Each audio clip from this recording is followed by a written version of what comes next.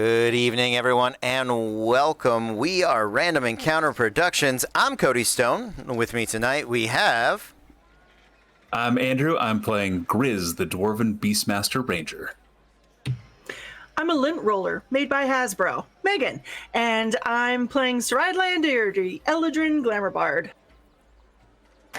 Well, hey, I'm Maz. I'm playing Talroth Oakenblade, the Wood Elf Scout. And I'm Kez, and I'm playing Treasure Nightcrafter, the Tiefling Barbarian. All right, welcome, everyone. Thank you for joining us on this Tuesday night. If you guys are here, because normally we play Borderlands, and you're looking for some action, well, we're still going to give you action. Unfortunately, you get to see our pretty faces at the moment. Normally, this game is on Monday nights. It is Disasters in Danger. This is our D&D 5e high fantasy game. Occasionally, life demands that we move it because the calendar and the schedule are the true end boss of every D&D campaign. So thank you to my friends and party members and players for being available to play tonight. We're going to get to the action in just a moment, but I think we do have at least one announcement. Megan, would you like to talk to us about Norse Foundry? Norse Foundry! Boy, would I! NorseFoundry.com. If you want dice, they're the place to go for them. They're absolutely phenomenal. Gemstone dice, metal dice. They also work with Elderwood Academy for these absolutely gorgeous dice boxes.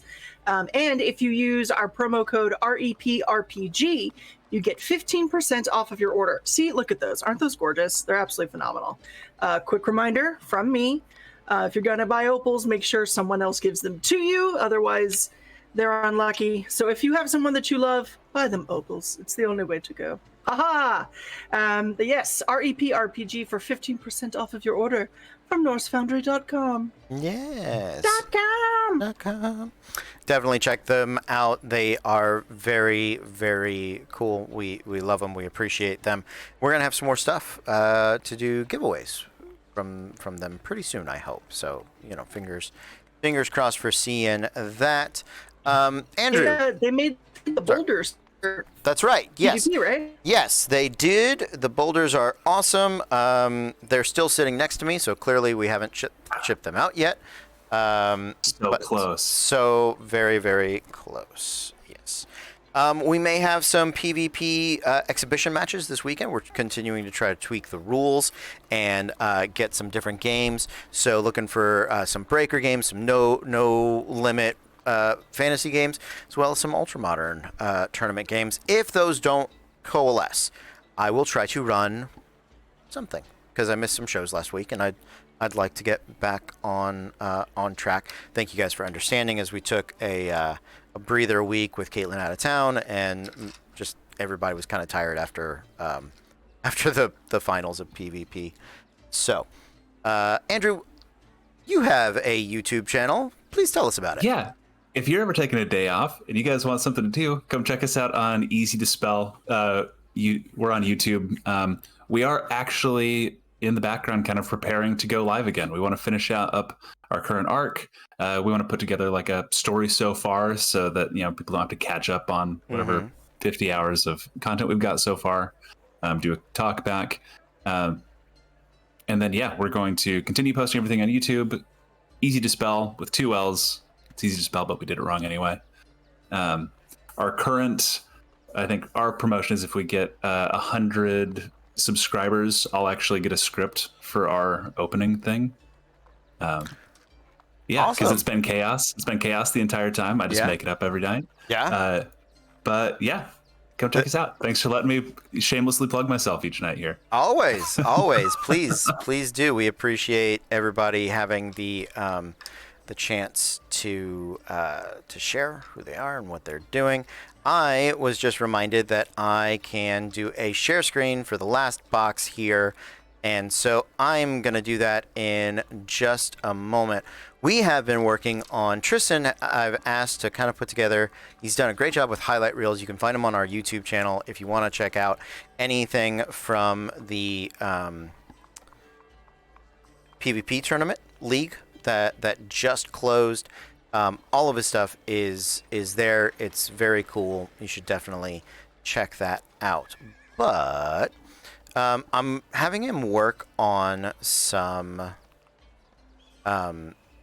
catch-up clips for disasters and danger, because usually at the beginning of every episode, I really try to recap everything that's happened. But in the meantime, if you just want the chance to kind of look over stuff and be like, yeah, that's in 10 minutes, I understand what has recently transpired. Then that is we're gonna try to get that for you. So I think I'm gonna have just a good old-fashioned Mind Flayer up in the share screen, because our map doesn't particularly matter here. That's a cool one. Here we go. Come on, dude. Yes, mind hath been flayed. If it loads, it will be good. If not, I don't know. Aw, don't do that. Show me the picture. Just want the picture. It's okay. I mean, Oh, all right. Yeah, I gotta. Now I have to. Now it has to be this one. Now it has to be sexy Mind Flayer time. There's no such thing. Say that. Go ahead and Google "sexy Mind Flayer." I shan't. I shan't. No, don't rule 30 for us, please. There it is. There's our little Mind Flayer.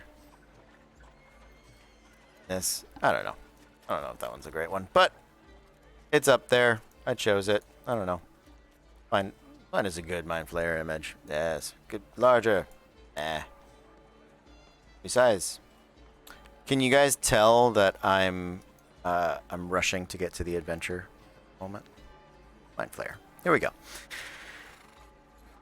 Let's dive in, shall we? I think I've wasted enough time for everybody. Our adventure takes place in the lands of Lickdracht. They are lands of myth, of legend. They are lands ruled by fate and destiny. And here in the west, ruled by dragons. Except for here. Except for in Caerdyen. This is a town of heritage, a town of history, a town of magic, and a town of arcane development.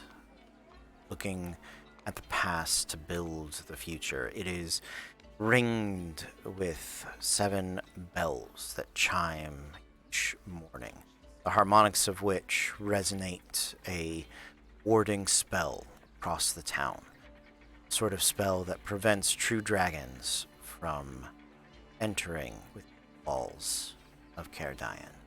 It is a respite with its own dangers, and recently our heroes, the archivists, have joined up with an ally named Grizz, an emissary from the Black King, and he had brought them the dangerous portent of Splinter Cell of Mind Flayers, behaving very oddly and looking for,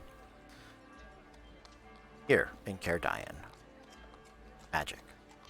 They had done away with most of Grizz's former party, his scouting troop, and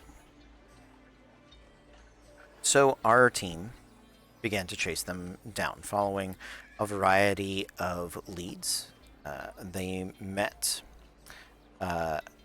Professor Asmodeus, something? Asmendus. And they experienced a bit of his new arcane spell technology, something able to recall memories and share the experience with a multitude of people, similar to Mirage Arcana, and but with greater detail and a little less creativity. Some Rary's telepathic bond and a variety of upper level spells, sort of combining to create a unique and impactful experience. They also went to look for the professor's daughter, having pieced together that these Mind Flayers wanted the professor to complete his work. The daughter might be some form of leverage that they are attempting to hold over his head. They found the daughter at the fraternity house of New Spelltow, and a bit of action ensued. The Mind Flayer able to escape via plane shift into a different dimension. You guys have, for the moment, taken in Syrah Asmendis.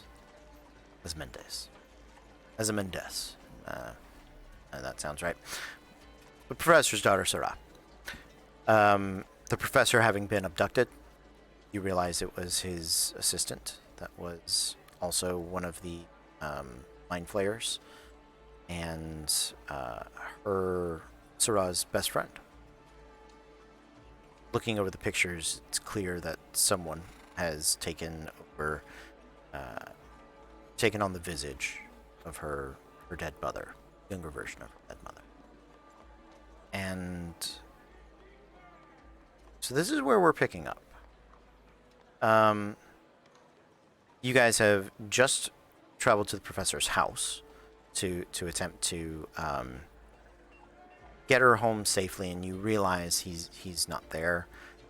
Seeing the pictures of the mother, especially in her youth, seeing them matching the pictures of her best friend, and sort of some questions come about, and you guys have figured out that at least two of these three Mind Flayers have embedded themselves somewhere in both the professor and his daughter's lives in an effort to keep the research on track, pushing it forward.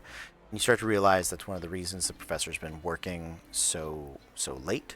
It's one of the reasons all of these their relationship is more strained. All of these sorts of things. So, what would you guys like to do? I think you were talking about taking her back to the Little Empire, if I am not mistaken. Yeah.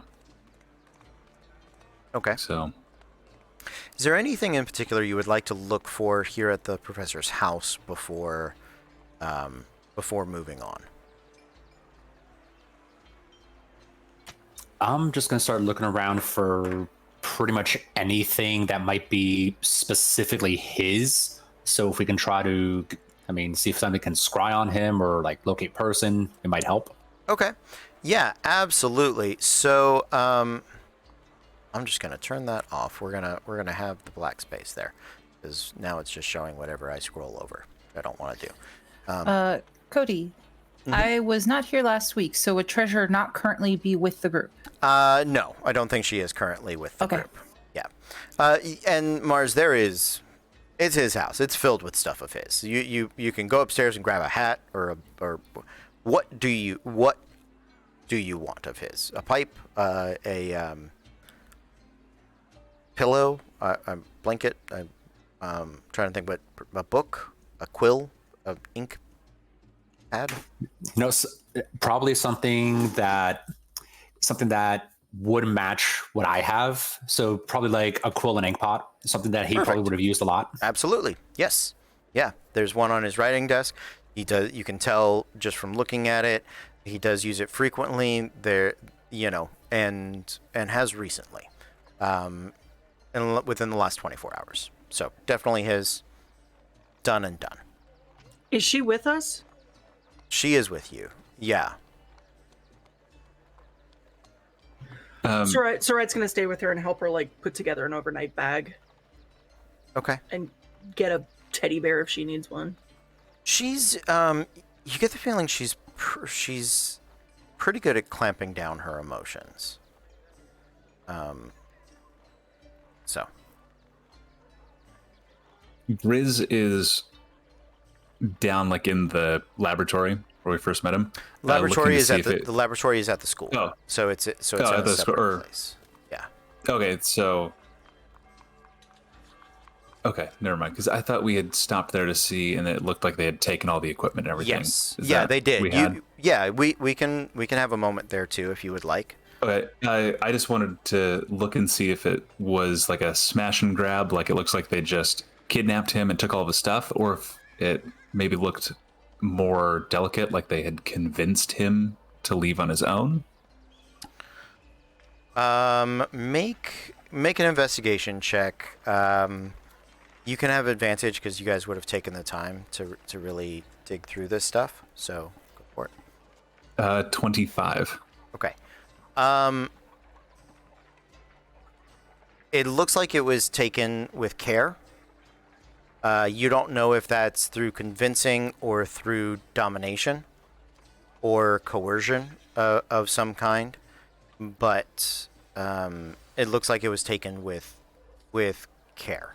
There is, you can see that there is the smallest hint of struggle, right? One of the crystal holders, those have all been taken, but they sort of not like candlesticks, but they sort of had legs on them, right? And you can see one of them had kind of broken one of the feet, right? Part of the leg off. So it'll still work, probably has to bend it or, I don't know, stick a shiv or a quarter under it to hold it up.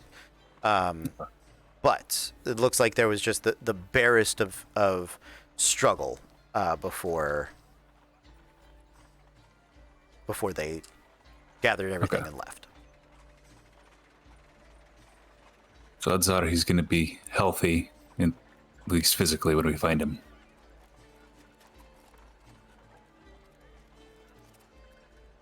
Well, physically he might be there, but mentally might be a different story. Yeah, they need him to finish whatever work they're having him do on these. So, we're on a clock. I think you said you were chasing down 3 of them. 3 of them. We have until that other one's able to get back. And then we're just dealing with 2 till then.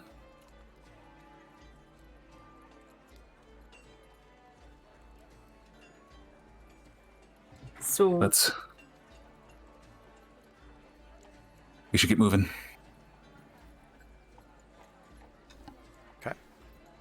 Because I'm assuming this is all before we went back to the house. So Sure. Yeah. So you guys are at the house at this point, and it can move from there.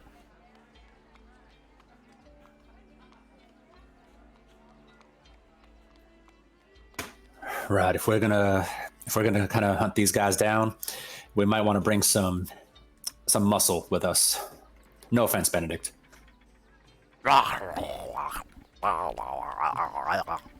or who's technically here. I think it'd be best though if he watched Sora, and if we went and got treasure.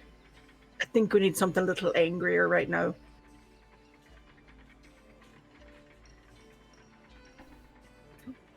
Anything else to do here or back to the Little Empire? Yeah, I think we're good here. I mean, unless there's some kind of secret passage behind the wall, just conveniently there for us. I would like to investigate for secret tunnel. Okay. Make a investigation check.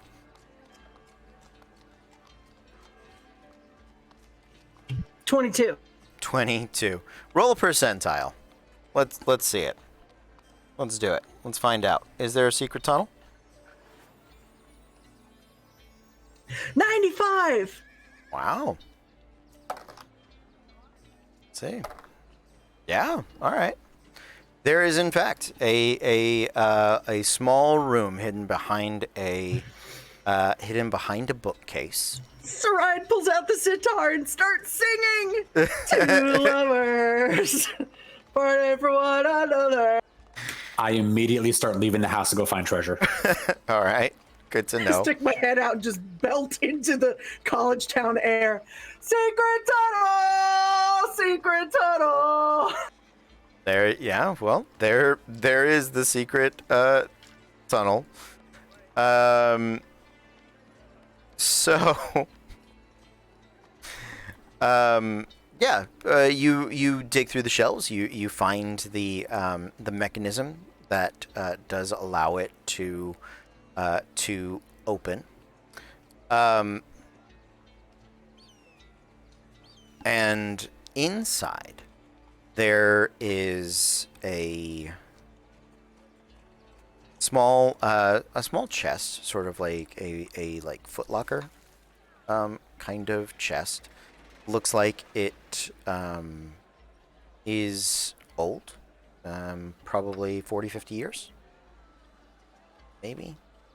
At least 30. Let's go with 30, right? There is there's sort of a crate box. It's open. That one's very easy. You look in there. It looks like it's an accoutrement of the wife's things from when she was alive. And yeah, I will say the chest does look as though it is.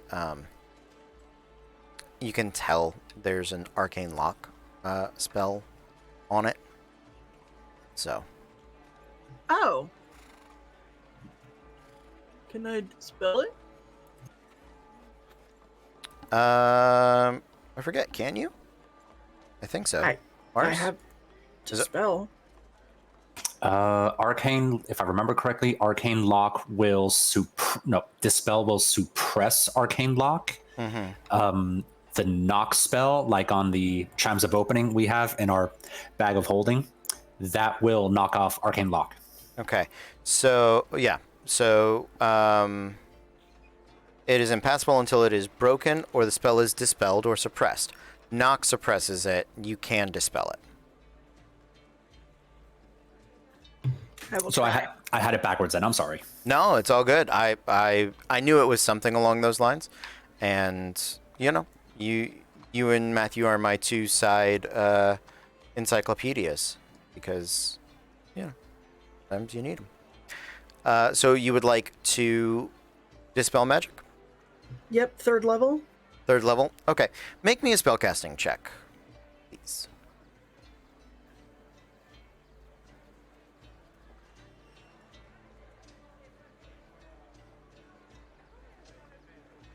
Dirty 20. Okay. So Arcane Lock is a 2nd level spell, but you realize he has cast and infused this chest for so long that it has some resistance to it. Your working of the Dispel magic is more than enough to suppress it. It's going to be suppressed for about 8 minutes. But it looks like this chest will eventually like reshut itself and relock itself. So we have 8 open it and go through stuff? Yeah. Okay. As you throw the chest open, there is a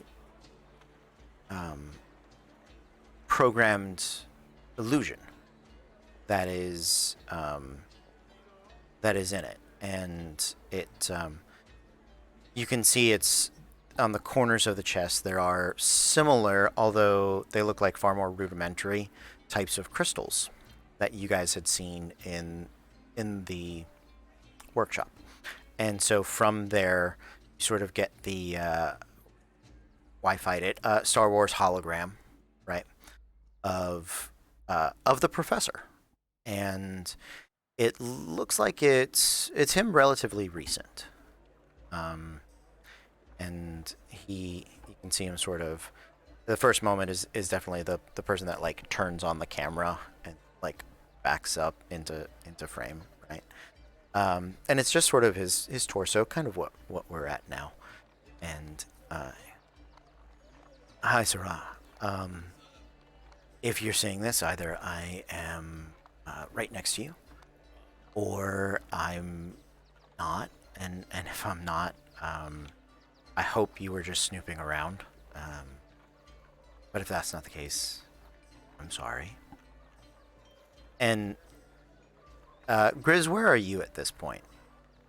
Grizz is probably kind of standing at the doorway, or halfway between where Stride went into the secret tunnel and Talroth left. Yeah, so you're kind of splitting the difference.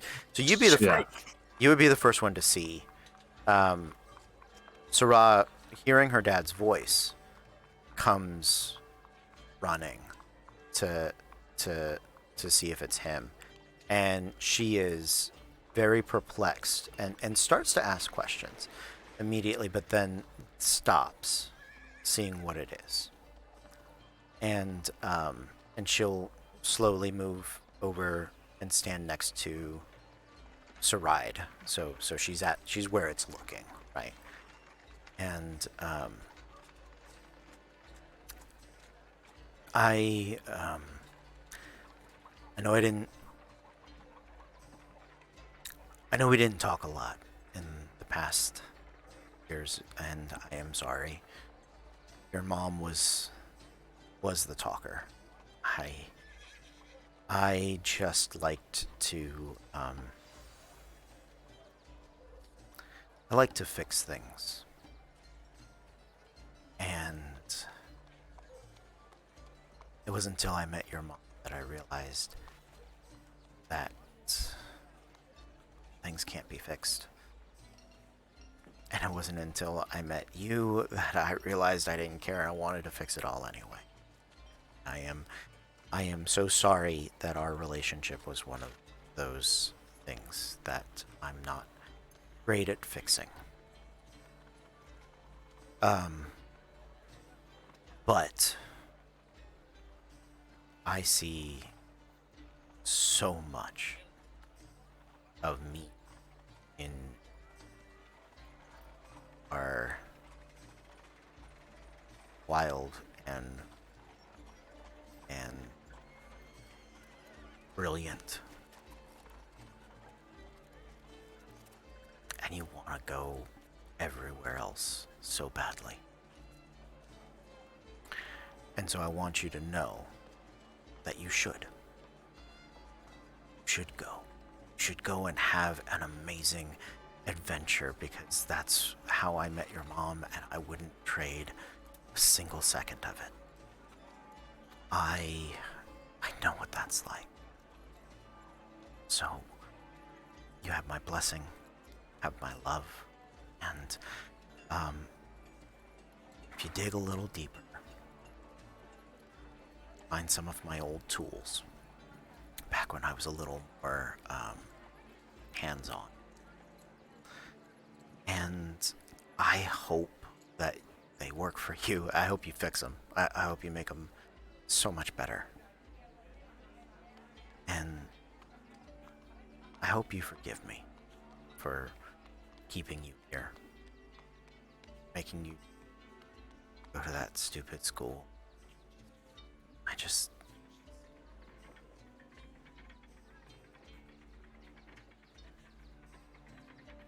I couldn't lose. And I'm sorry that you have. But that is okay, because it happens to everyone eventually. And waiting for you. But in the meantime, go. Do something amazing. Do something worth watching.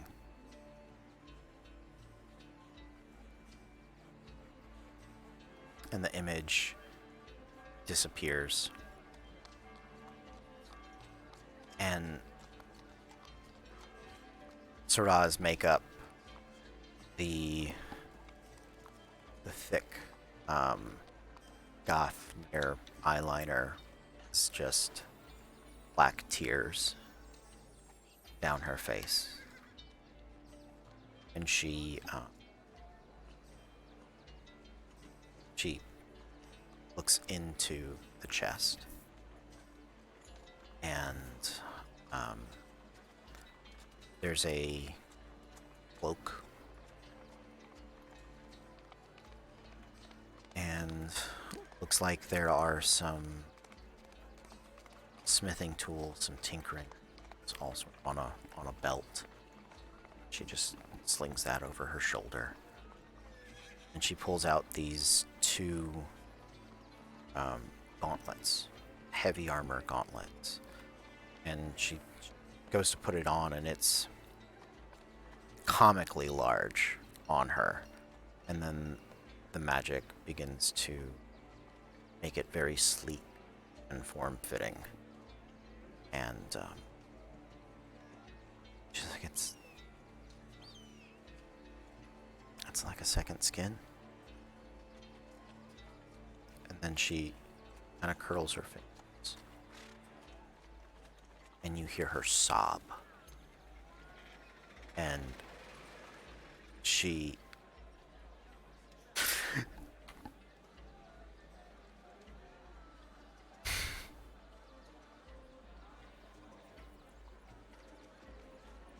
I'm holding my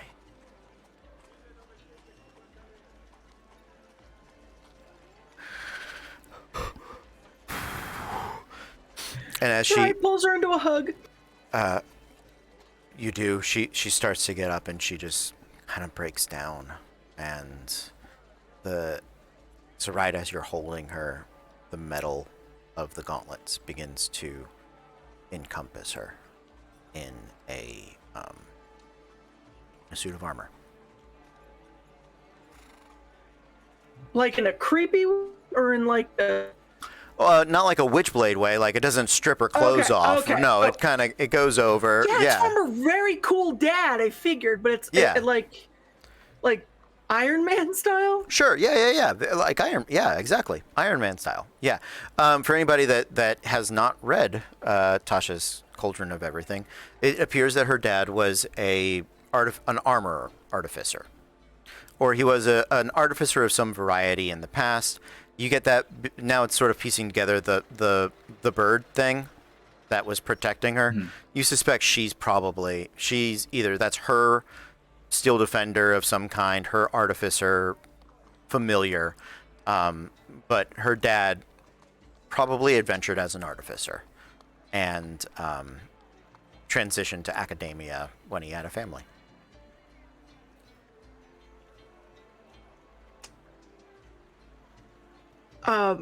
Sarai is going to start telling her about Thosin, and I realize he's here somewhere. But, yeah.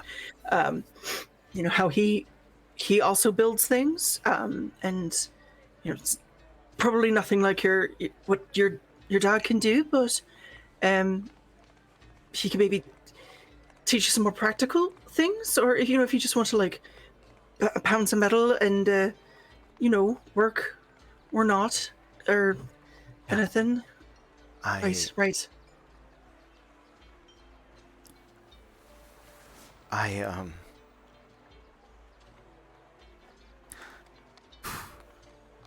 want to go with you.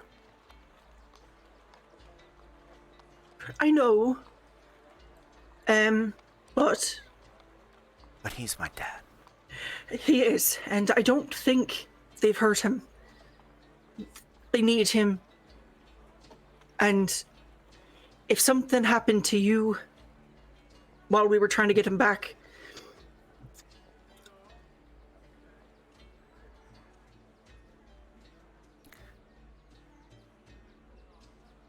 Grizz is gonna step forward, just kind of into the room. He kind of followed her, and looking up at her to meet her eye. I think, as someone who has lost people, and you haven't lost anyone yet, we're gonna get him back. I'm not gonna stop you from going with us, but you follow this rule. If things go south, things go bad, you run. I'm not going to lose you. We're going to get your father back. These things aren't going to take anyone else from any of us. You run. You grab your father and get out of there. Doesn't matter if the rest of us are dead. You don't try and stand your ground against these things. They're dangerous. We're not going to stop you from coming with us, but you have to accept the reality of the situation. This is going to be bad. We're going to get your father back. Get him out safe. I accept.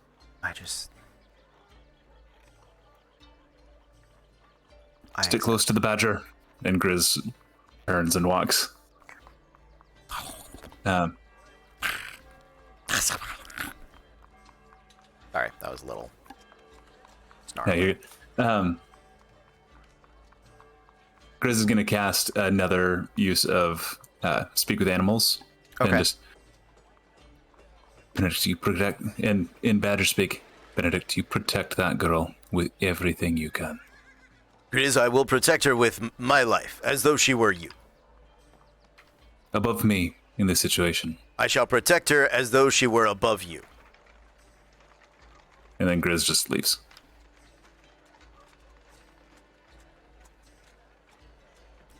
You guys head to the Little Empire. Tyroth, you beat them there by about 10 minutes. They lock up the house on the way out. Is there anything you would like to do upon grabbing treasure, or just waiting for everybody to regroup? Probably would just been chatting with her a little bit, just kind of filling treasure in on what he's found out so far with what they've been discussing for the past few weeks with, well, plans that may come up. Sure. Hands. But yeah, I mean, even just now, just had to dip out pretty fast because there was some secret door behind the bookcase. I just kind of cracked a joke, and there it was. So, all right, maybe these fate cards, and I'll pull out the deck. Maybe these things are waking up a little more than I care to. I mean, let's just put those away for now. I'm glad all we did was play poker with him and not something else. Yeah. Although even I am kind of wondering if maybe you kind of confused him a little bit by saying drop down trap cards and stuff. Hell, maybe that's what woke him up. Well, trap cards are actually another game. Wait, what kind of game? It's this whole game involving monsters and then magic. It's weird. Don't worry about it. Well, some kind of gathering of magic game. Something like that. Something like that. Well, at least these are going to be a little bit of a step closer in planning what's going to happen with. Oh, hang on. I think I see Sarat and Grizz. Wow, she stopped dealing about that secret tunnel. Sarat is crying into like Thosen's shoulder. Okay. Is she okay? I don't know. Maybe she wore herself out singing. I don't know. You can see the you can see Sarai is armored now as the group approaches. Say what? Her face too. Not yet. No, it's still just up to her neck. So, yeah, you guys come walking up to the little empire, just because it's literally still the same day. There is the Jeremy. Frederick's in the jar. The serving boy. Yeah, I think so. The Jeremy, yeah, if I'm not mistaken, he'll come. I'm so glad I found you guys. 'Cause y'all left before we could get the slow roast pheasant. It's been in its 12-hour spit, and it's ready. I don't know if it's peasant or pheasant. I don't know anymore. There's so much. It's just been so much. But it's on the table. Jeremy! Is that them? Get the food for them. Right? No, that's fine. Go, It's go, absolute. go, go. It's Jeremy, lad. How about you sit down, have some food, have a rest. That'd be very nice. Just have a seat. That's you can see the slur's pheasant. You see a little bit of there's some meringues out. Yeah. You relax. Lad, sit Okay. down. Have a. Okay. Here you go. He sits down. He goes, "All right, the meringue. I'll go to the kitchens and grab that for you, lad. You And you see him concentrate super hard to get like a little produce flame that makes the little like blowtorch to torch the meringue. And he's like, okay. They said to wait until you got here to do this part. I'm so sorry. And as he's sitting, you notice that like the fake horsey that is like part of his getup, he's like had to turn it sideways. So he's got like horse head here and horse butt here, and they're like his his things, and his lance is like way up, sitting on the side of the table. Okay. Have yourself a nice meal, lad. You've earned it. You've done a lot. I appreciate it. It's just, thanks. It's tough if you're not a legacy around here. And he'll kind of burn part of the pie again. And then like he kind of looks around for a fork and Grizz pulls one out of his back pocket and hands it over to him. as you do, he's like, oh, you could tell he had started like drawing a transmutation circle on the table to make like a fork for himself, and he's like, thank you.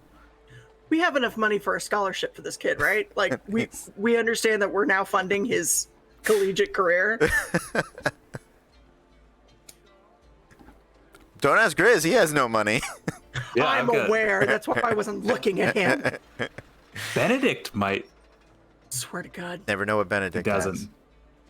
Not any money. I'll let you know that much. He's out of scratch. has. So Jeremy's taken care of. What would you guys like to do?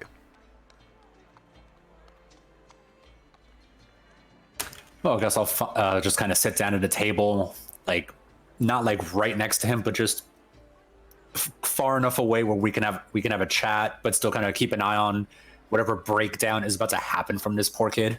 Jeremy, he's okay. Once he starts eating, he it's odd, those days when you finally get to eat something and you're like, oh, life's worth living.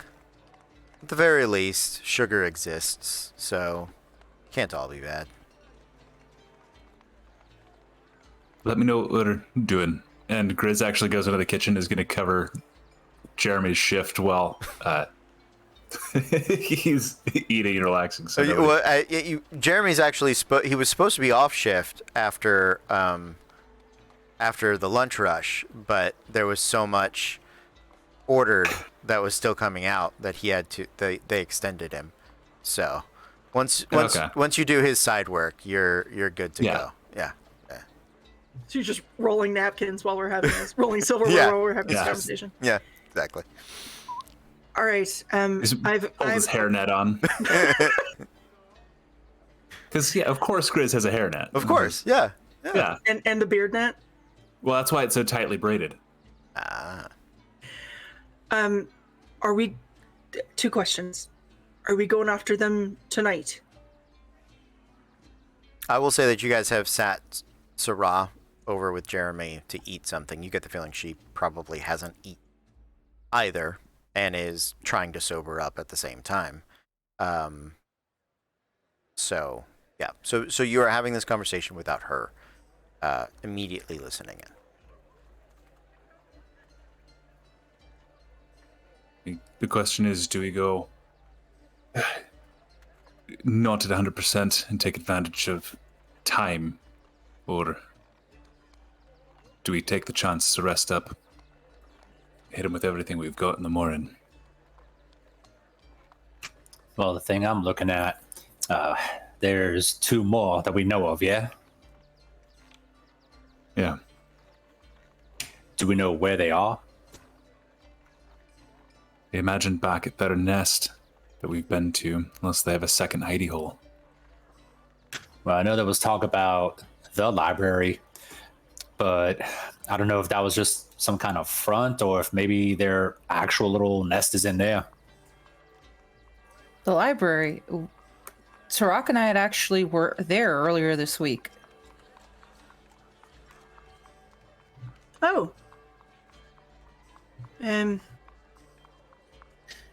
There was a really snooty elven lady there that didn't look anything like an actual librarian. Oh, that stuck-up bitch? Yeah. I kept trying to get a couple scrolls off her, and she just kept trying to throw me off of it. Honestly, Sirach and I were just making trouble.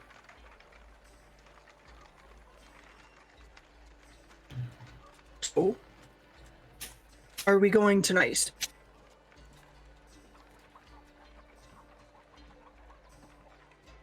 I am fine to go tonight. But Same. But if anybody's not going to be at 100%, we can go in the morning. I can take tonight to try to snuff out where they may be. I just need 4 hours. I can make do with 4 hours. Then she's gonna go upstairs and sleep. Okay. You're gonna trance. Okay. And I think Grizz leaving Benedict with Sarah is going to go and try to, over the next couple hours, try to scout out the nest, and if he can, kind of stake out the library for a little bit. Just figuring out where they've gone. So those two places are not close to each other. So Okay. you can you want to visit the nest and then go to the library, or you Let's just stake out the library. Just stake Let's out the try to library. Figure Okay. that out because we know where the nest is and how to get into it. So. okay? All right.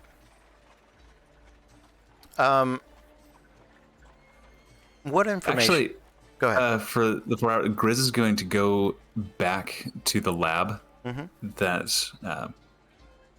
the professor Osmendes Yeah. was at, and he's going to see if he can, not the mind flares, but he's going to see if he can find the tracks from Osmendes walking and see if he can't Okay. trail them that way. Okay. All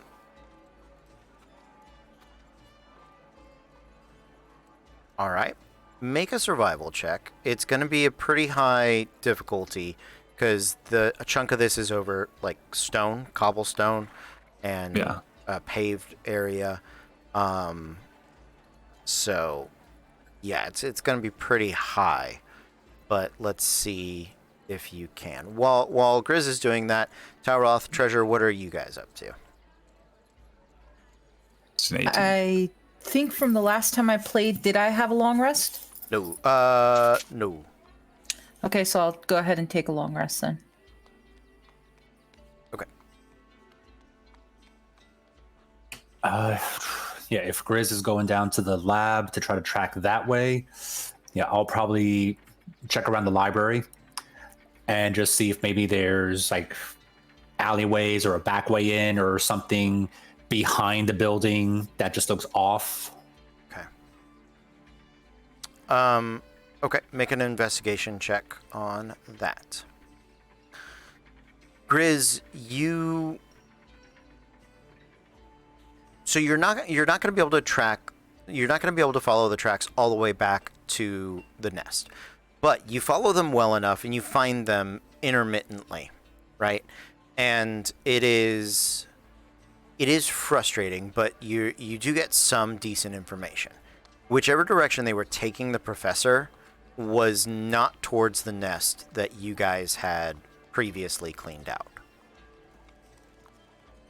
Okay. Is it in kind of the general direction of the library, or just? It is perpendicular to the library.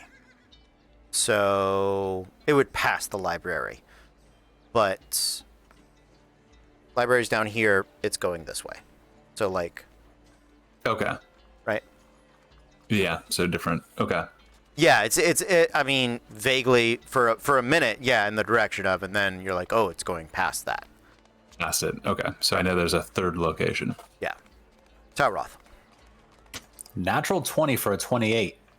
Okay. So, few things about the library. Clearly designed and built via magic. You've known magicians your whole life, right? We're talking some form of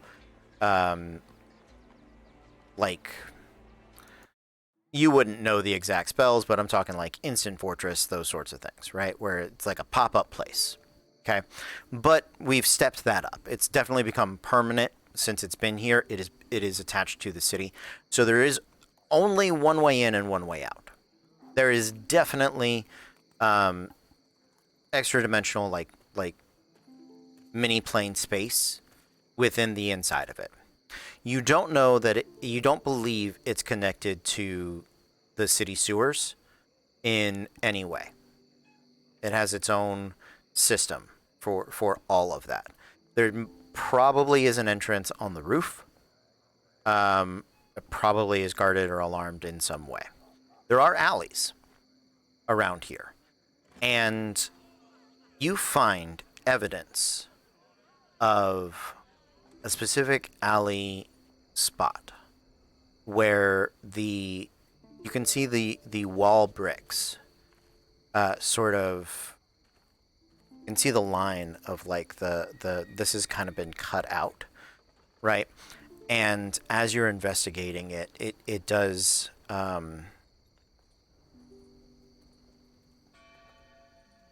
you're pretty sure this could open. You've recently begun tapping into magic in your own way. I would like you to make a spellcasting ability check, just attempting to infuse the wall with some latent magical energy. All right, so spellcasting ability for me is going to be Wisdom. Yes. Looking for a 16. Dirty 20. Okay.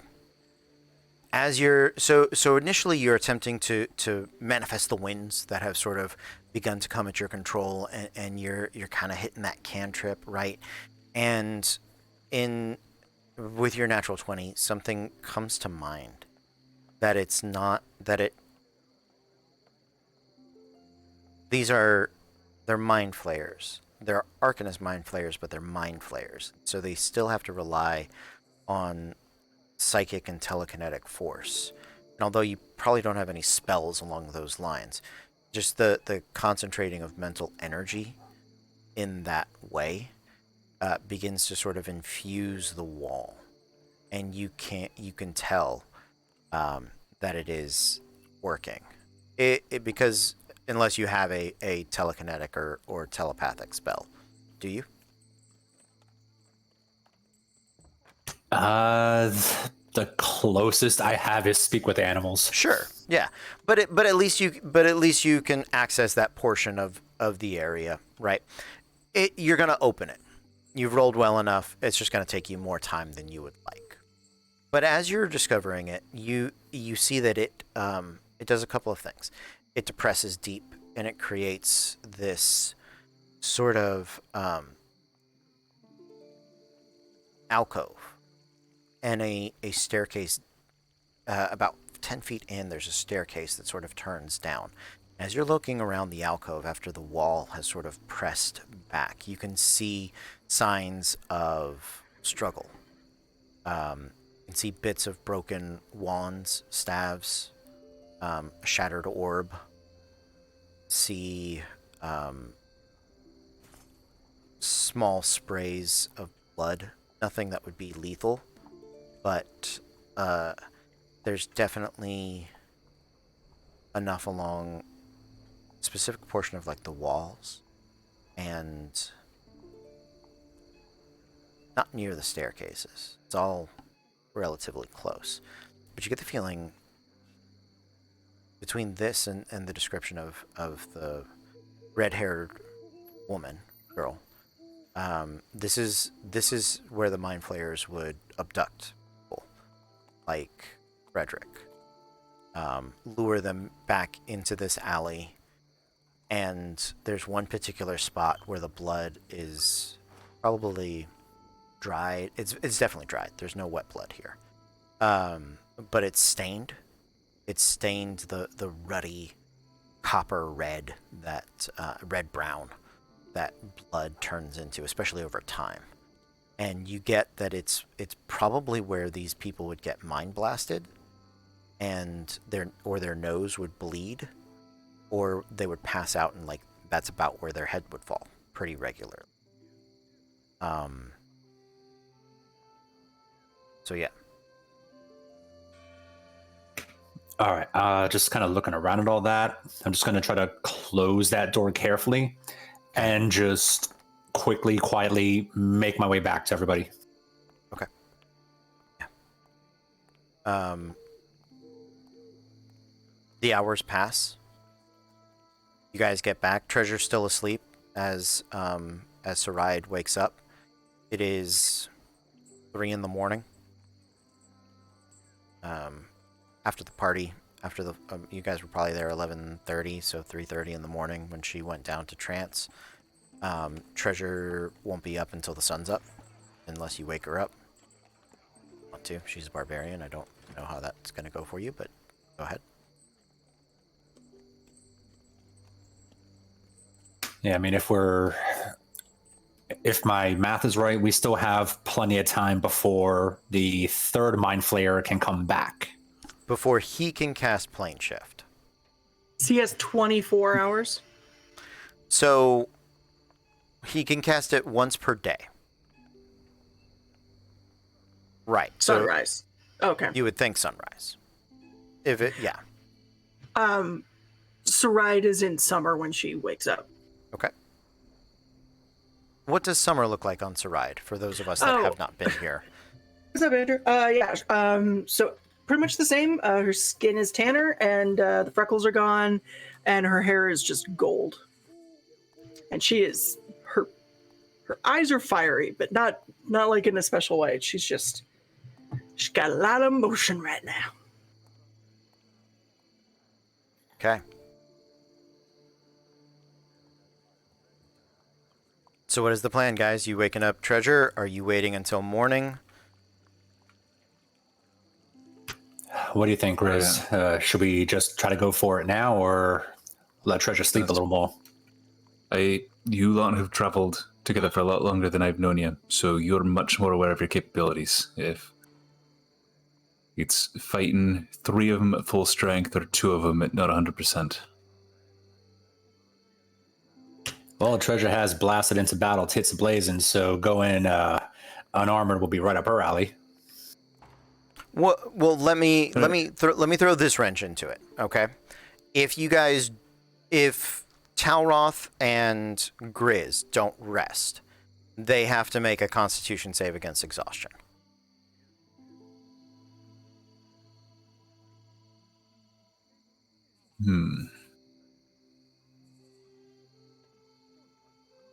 Yeah, my con ain't that good.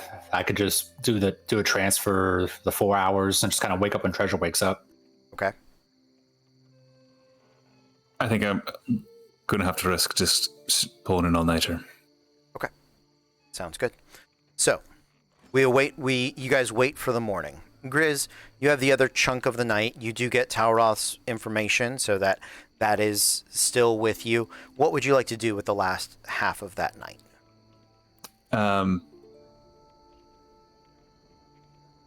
the kitchens unlocked? Even if they're not, we'll say that you catch Jeremy on his way up, and he'll give you the key to the kitchen. Sure. Perfect. Grizz is going to go and make breakfast for everybody. Okay. Like normally, it's it's with 1 hour of work or when I finish a long rest. So, he's going to take just from the piles of food that went uneaten that ended up back in the kitchen. He's going to make like Thanksgiving leftover sandwiches for everybody. Okay. Sure. I'll toothpick and package those. He's going to make nice boxed lunches for everybody. Sounds good. Yeah. Make me a culinary tools check. I will let you pick which ability score you want to utilize doing this. Let's see. 15. Which ability score? Wisdom. Okay. Yeah, sounds good. It is well cooked. It is hearty. It tastes good. It is a wonderful picnic with nothing falling short. So cool. Well done. And then that's the one that 4 people to eat those gain 4 temporary hit points. Okay. For eating them, and he's going to give to the 3 of you stride Talroth and Treasure, and then 1 to Syrah. Okay. She will have one. And then I'm going to make my Constitution saving throw against exhaustion, right? Please. 22. Yeah. You're focused. You're there. You're feeling it. You got it. You got it all together. It always refreshes me in the morning.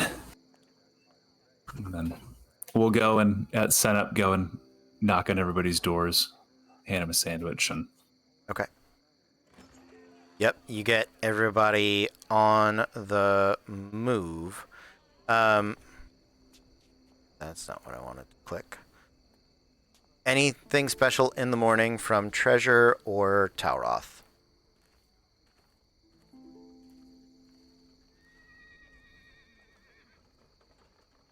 Okay. Well, actually, yes, one thing.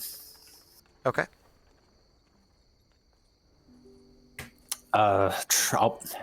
Probably when Treasure is getting ready, I'll just take out the cards that I have and just kind of take a minute to lay them out and set up like a certain pattern of 3 cards on top, 4 cards in the middle, 3 cards in the bottom, almost kind of like a wheel. And then just kind of talk to the cards and spend a minute to cast Augury. Okay. What question are you posing to the cards?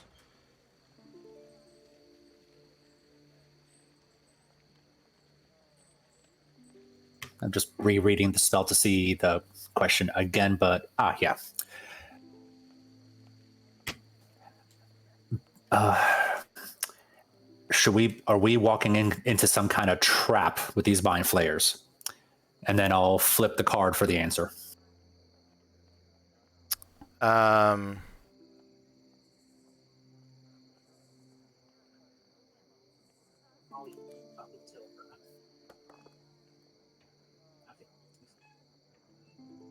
Okay.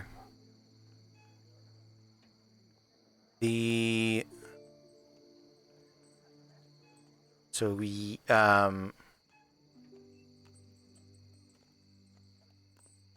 I will say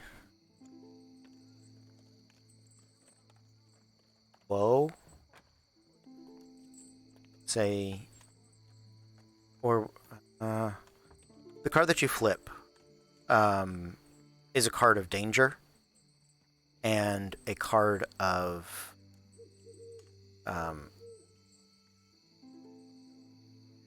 haste. It is a version of what normal tarot cards would assume, like the Chariot card, right? But it is so I'm gonna say wheel and woe. There is some benefit to you going now, but there is also danger going now. So yes, wheel and woe. There we go. All right, I'll just kind of look at that, pick up all the cards, and just slide them back into my belt pouch. Okay.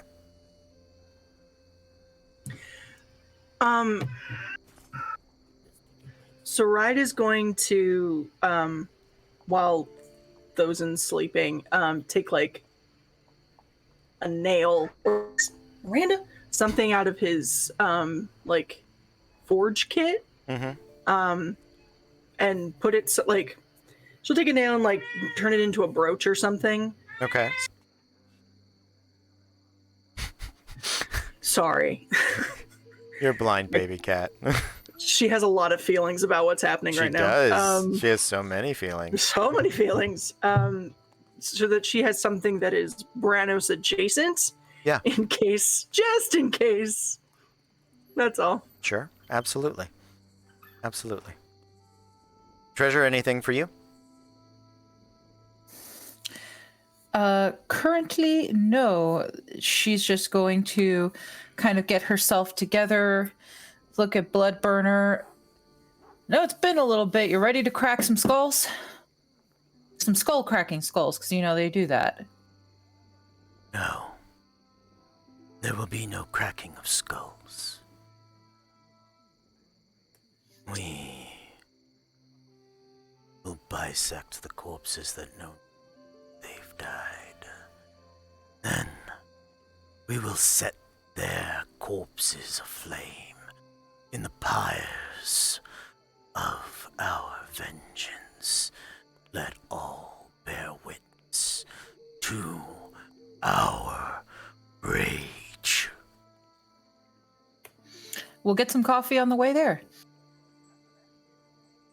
Black.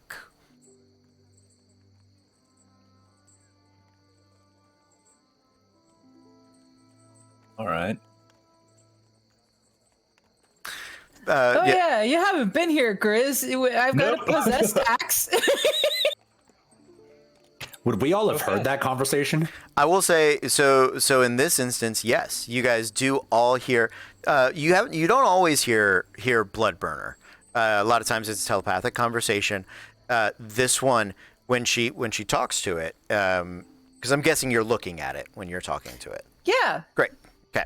So when you talk to it, like you sort of feel the vibrations just emanating off of it, and so the voice comes.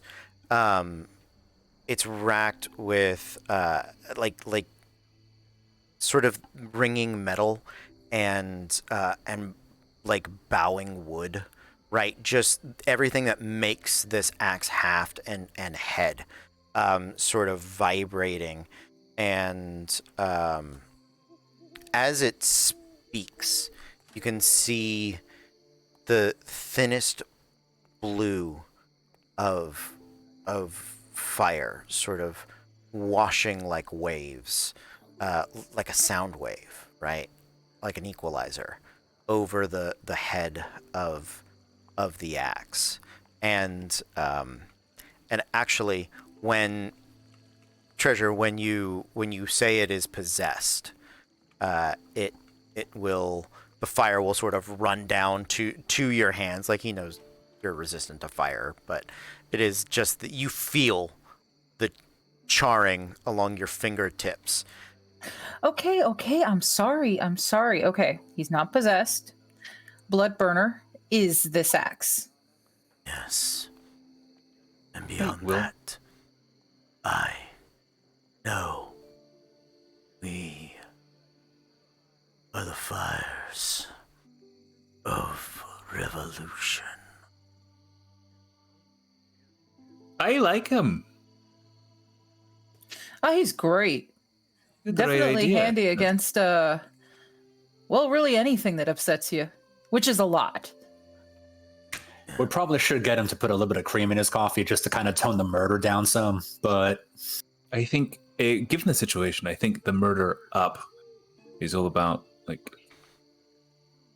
I have to agree. We're going full black coffee today. well, we could make it a red eye. Just drop some espresso in there. Yes. More. She's gonna set a little thing of coffee next to Bloodburner. Dark roast.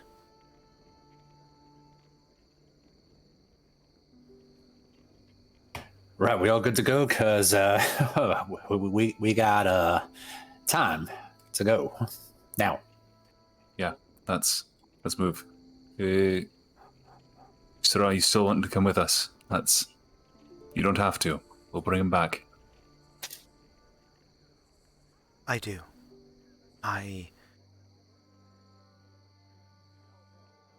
Either I go with you and we get him back together, or if you don't bring him back now, I'm just gonna have to do it again without you. So, if you think you can do it, I want to be there. Stay close to the badger. It's cute. He's also quite dangerous. He'll protect you. Okay. At least get between you and other dangers. Treasure shares some of her morning pastry with Benedict.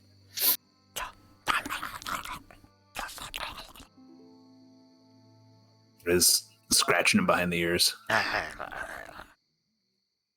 You're a good boy. Good boy.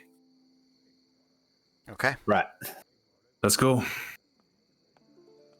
You guys make your way to the library. Teroth, you leading them to the area in the back alley that you found? The door has been closed. You don't know if that happens naturally or if somebody stumbled upon it. I'm also just keeping an eye out in any of those like would have been like hidey holes for maybe if there's like a bum sleeping there or somebody just sitting there. So it's actually pretty clean, and it is one of the factors about this city. Caerdyen is a very tidy city. There are very few it does not meet it far exceeds medieval standards, even fantasy medieval standards. Like it is a clean city. So even here in the alleyways, they're relatively narrow, about 10 feet wide. There are some like cans for dumpsters and things like that. Those of you that were out last night, you've actually seen some of like the unseen servants and the programmed animated objects that like sweep the streets, empty the trash, do those sorts of things. So there is no, as you're looking around, your passive is more than enough. There's no one in this alley that is currently here. All right, so I'll go up to the door, kind of explain what I did to try to open it, and just start one more time. Okay. Do any of you attempt to assist with some form of magic, or are you leaving it to Talroth? Mage hand? Okay, yeah. Mage Hand does help. It moves it faster. Or message? I'm not entirely sure what I have that would like. Mage Hand's you try them both. Mage Hand's the strongest. You get the feeling they probably use either like their mind thrust or some form of telekinesis to just open it very quickly. But it is a very quiet opening. This is designed to be open secretly, and it does. It pushes about 10 feet in. You guys, it is dark, although the sun is up. About 8 in the morning, 8:30. Closer to 9 by the time you walk there. But in this little alcove, it is dark. Even for dark vision? No. No, I apologize. For normal people. Can Sarah see? She doesn't look like she can, but when she brings up the helmet, you can see lenses sort of over the eyes that adjust, and you can see the crystal glass that is over them. It does remind you a bit of Sirach's goggles of night vision. So. All right, I'll throw my hood up and just kind of start scouting down. Okay. You make your way down the stairs. It's about a 10-foot descent. Carefully as you are going, there is a door immediately at the bottom of the steps. I'm gonna check to see if it's trapped or locked. Sure, make an investigation check.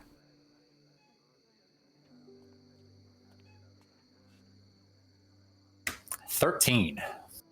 Okay. Doesn't look trapped. And in fact, there's no real like handle for it to necessarily be locked, but with the inspection on it, you can tell there is an arcane lock upon the door. And if we're trying to get in quietly, hitting it with a chime might be a little too much. I'll just backtrack and just let everybody know the door. There's an arcane lock on it. Sorry to walk up and just cast a spell, 3rd level. Okay, it does.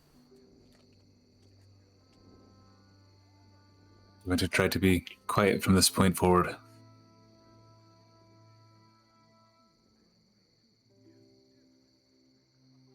All right. So hood up, trying to stealth in. Okay. Open a door and just see what I see. Okay, yeah. Everybody make me stealth checks, please. 22 for Grizz, and Benedict rolled a natural 20. Hey, good job, Benedict. 19. Okay. 31. Okay. 6. Yeah. Are you still rolling with disadvantage? I am not. I just rolled bad. Okay, I'm just checking. Oh. All right. Actually, you can tell that Syrah's armor, although it looks large and heavy, doesn't make nearly the amount of noise you would anticipate it to. So, that is good. She rolls considerably better than Treasure. You guys are making your way in. The door does open. It opens to a dark Gothic stone-worked hallway that is sort of deep and very straight, well hewn. Although the stones that are used to make it perpetually seem damp, just ever so slightly. It's as though they were sweating in some weird way.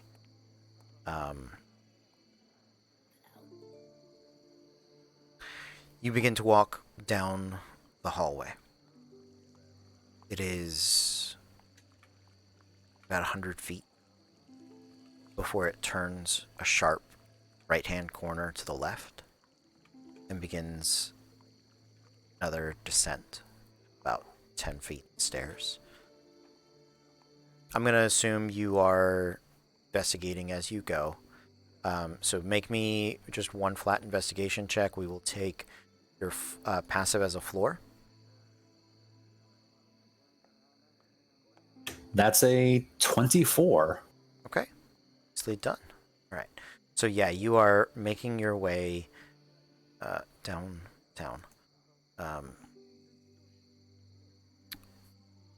You take down the steps very carefully just before you get to the bottom. Actually, it's about 3 steps from the top. You can tell that one of the steps is pressure plated for to be a trap.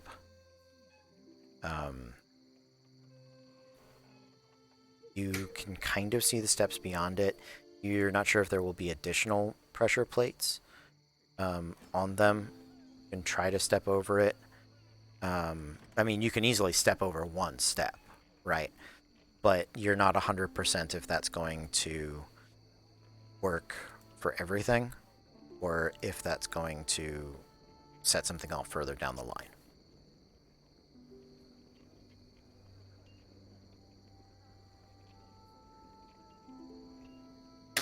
Does the trap look like it can be disabled? It does look like a mechanical trap, yeah. All right, I'll just kind of pull the hood down for a second to turn to everybody. Give me just like a couple minutes and just explain what I'm finding. Okay. Sounds good. So yeah, you get the hood down, you crouch down. It's a little uncomfortable because you're trying. Before he does that, can I pop a bolstering magic on him? Which for 10 minutes, the creature can roll a d3 whenever making an attack or an ability check and add the number rolled. Yeah, absolutely. Absolutely. 2. Sweet. All right, and Thieves' Tools check with Dex. Yes.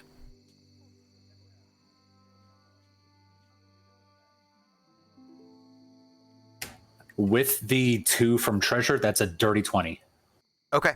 Yeah, that is enough. And as you get your tools down in there, you begin to work over this plate.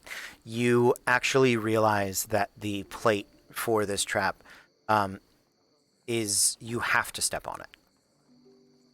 If there's any weight on the steps beyond this step without that being depressed is what triggers the trap. And it doesn't have to be a lot. Like you can sort of feel the weight on it, and it's just about 5 pounds, which you all can piece together is the weight of just Mage Hand, of somebody just pushing down on that step. Because the mind flayers you have seen just float everywhere they go.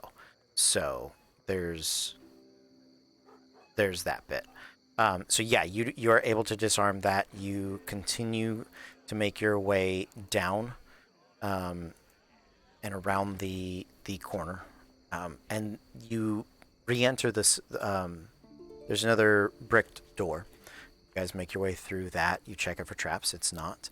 And you guys have re-entered the sewer system that you were in yesterday. Pretty far from where you were, and you get the feeling that they probably have a few of those hidey hole enclaves spread throughout the city. You pick up on the traps that are there, and tracks, not traps, tracks. And you begin to make your way towards not the college, but towards the western edge of the city. It's where like the political buildings, where like the town hall is, seems to be about where they are, between Tauroth's mastery of cartography and Grizz's tracking abilities, and you guys both being supernatural mind savants. You're able to kind of know where you guys are. What is the order you guys are walking in? I'll be up ahead, probably about 20, 30 feet. Okay.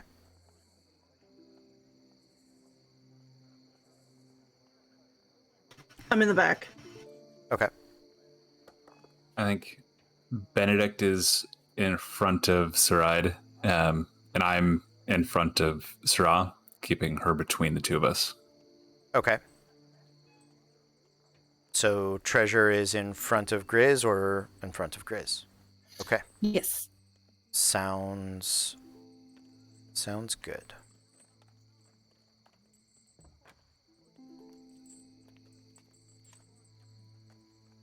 I'd like all of you to make me a perception check, please.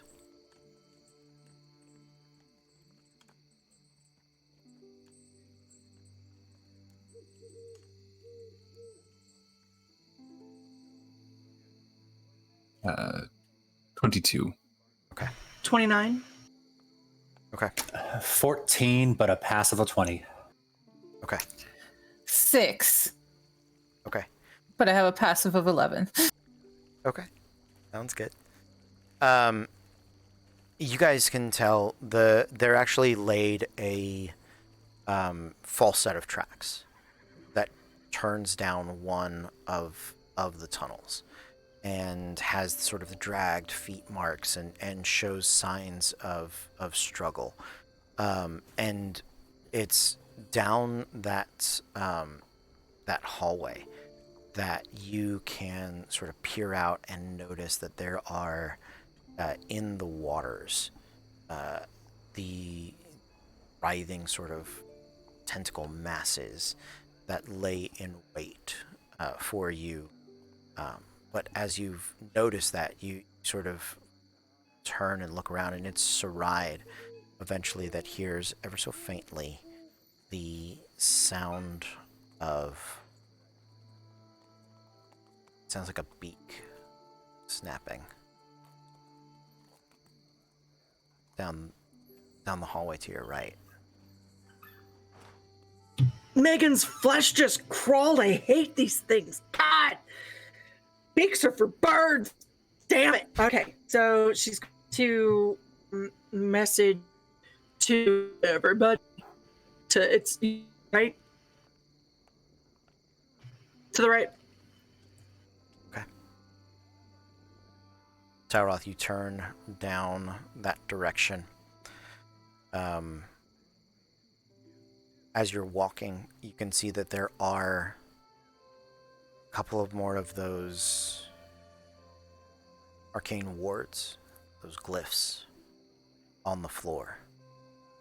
And up beyond that, you can see that there is a wall. You suspect similar, perhaps an illusion.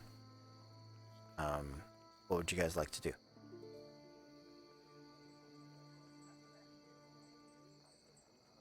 So the illusion would be to our right, I think you said? Yes, yeah. There are just like the first place you found. There are glyphs on each side, the water running through it, and then the illusion, or what you suspect is an illusion.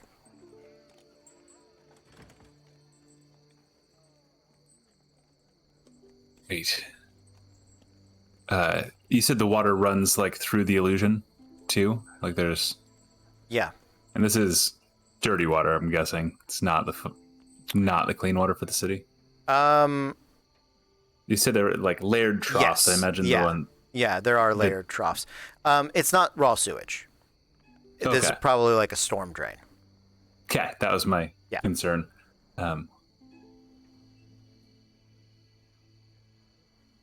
Riz pulls out his chef's knife, puts it into his teeth, and slides into the like storm drain. Okay. Just so that like his mouth is just poking up above the water. All right.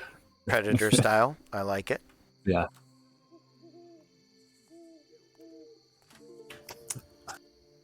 Is it looking like that's the only way in? Unless we want to spend resources getting rid of the glyphs. You got a good point. And Treasure just takes out Bloodburner, holds him above her head, and just kind of slides in after Grizz. Okay. Yeah, I'm just gonna just pull a piece of cloth out, just wrap the handle of my sword, and go in after them. Okay. There's still like elevated places to walk that isn't water, right? Yeah, but there's glyphs, the exploding glyphs between them. You can dispel them if you want. They've crawled into the water. Fine. Okay. Saride begrudgingly climbs into the water. Because she does, and her dress immediately like balloons up. Sure. Next to her. Sure. Yeah. I'm just trying to push it down. Okay. I imagine Benedict is Saride's like pushing her dress down as like at the edge of the water, like batting at it as well. Yeah. Try to help. Something. She mouths, "Thank you." She's not being stupid about it. She's very quietly Yeah. pushing it down. She just mouths, "Thank you" to Benedict. Who slides into the water in front of you. Okay. Sarah will join you guys in the water.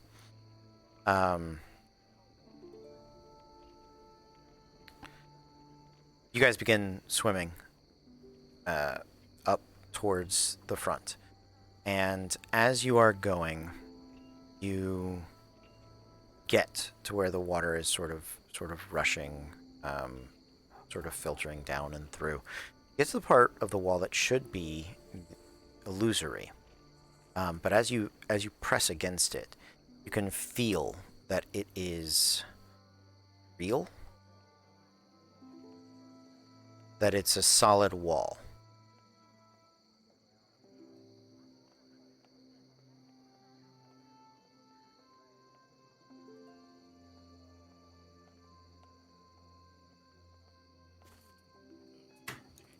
I'll kind of check underneath, maybe see if there's something to kind of go under. So yeah, it kind of feels like it's graded. At one point, the water does sort of filter through the rocks, right? And you can see where the drain from up above sort of filters over it. How far? Okay, sorry. Make a sentence, bitch. We're in the water. How far down the wall are we? Well, even going from top to bottom, it feels solid.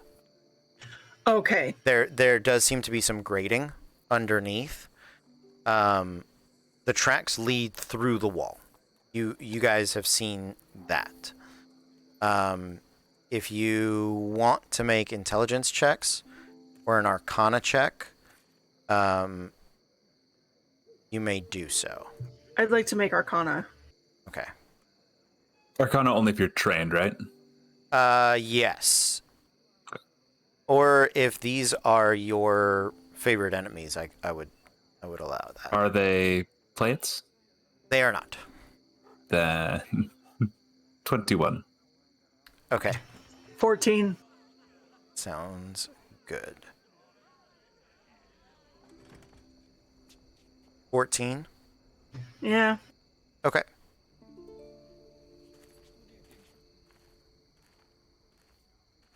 Roll with advantage. Okay.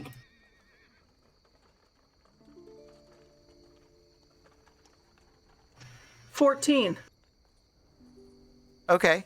Sounds good. So I can't give you any details about it. At one point this was an illusion. And it has been made manifest. You get that this was probably in part due to the technology that Professor Ismanides, that was it. Ismanides has been working on. So this is solid stone now. It wasn't at one point. She'll message to Sarah. Do you think there's anything that you could do to get through this? I might be able to shatter it. Let's hold off on that for a minute. Does the grate look like I can pull it out of place? So it's stone grated. Oh, okay. It is not a regular grate. This was not built. The water just has to flow. So when they designed the illusion, basically they imagined the water being able to flow through there. And when it became solid, so it's just rock down there. You can break it. It's going to be underwater. It's going to be a little difficult. Is it something that maybe a badger could, with a burrow speed, could? He can burrow through. It's rock. He can burrow through this.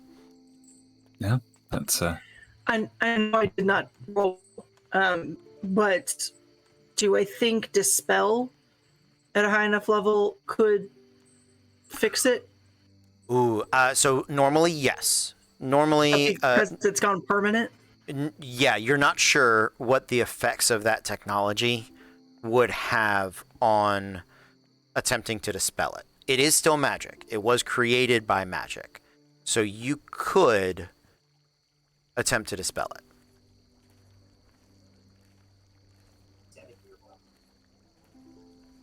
I'm gonna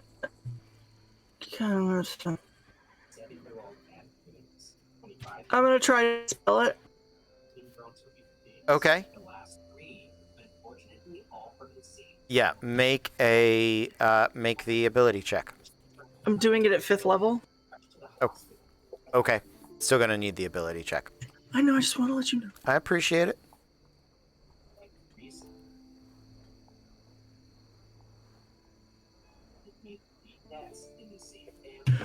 Magic number 14. So 14 is not enough to dispel it, unfortunately. Yeah, I'm sorry. DC 17. Benedict begins to burrow.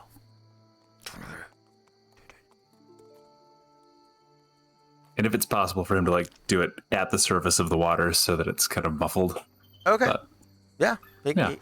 It's going to take him longer to do it in water. So you guys are hanging out there. Just how's everybody's day going? Good.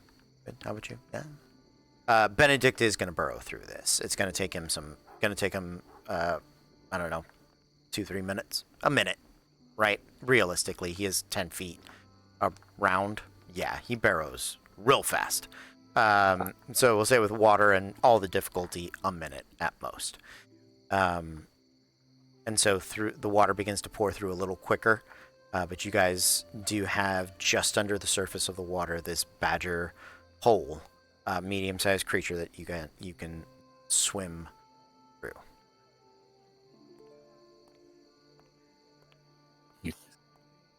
Say marching order. Okay. Let's kill us some squiddies.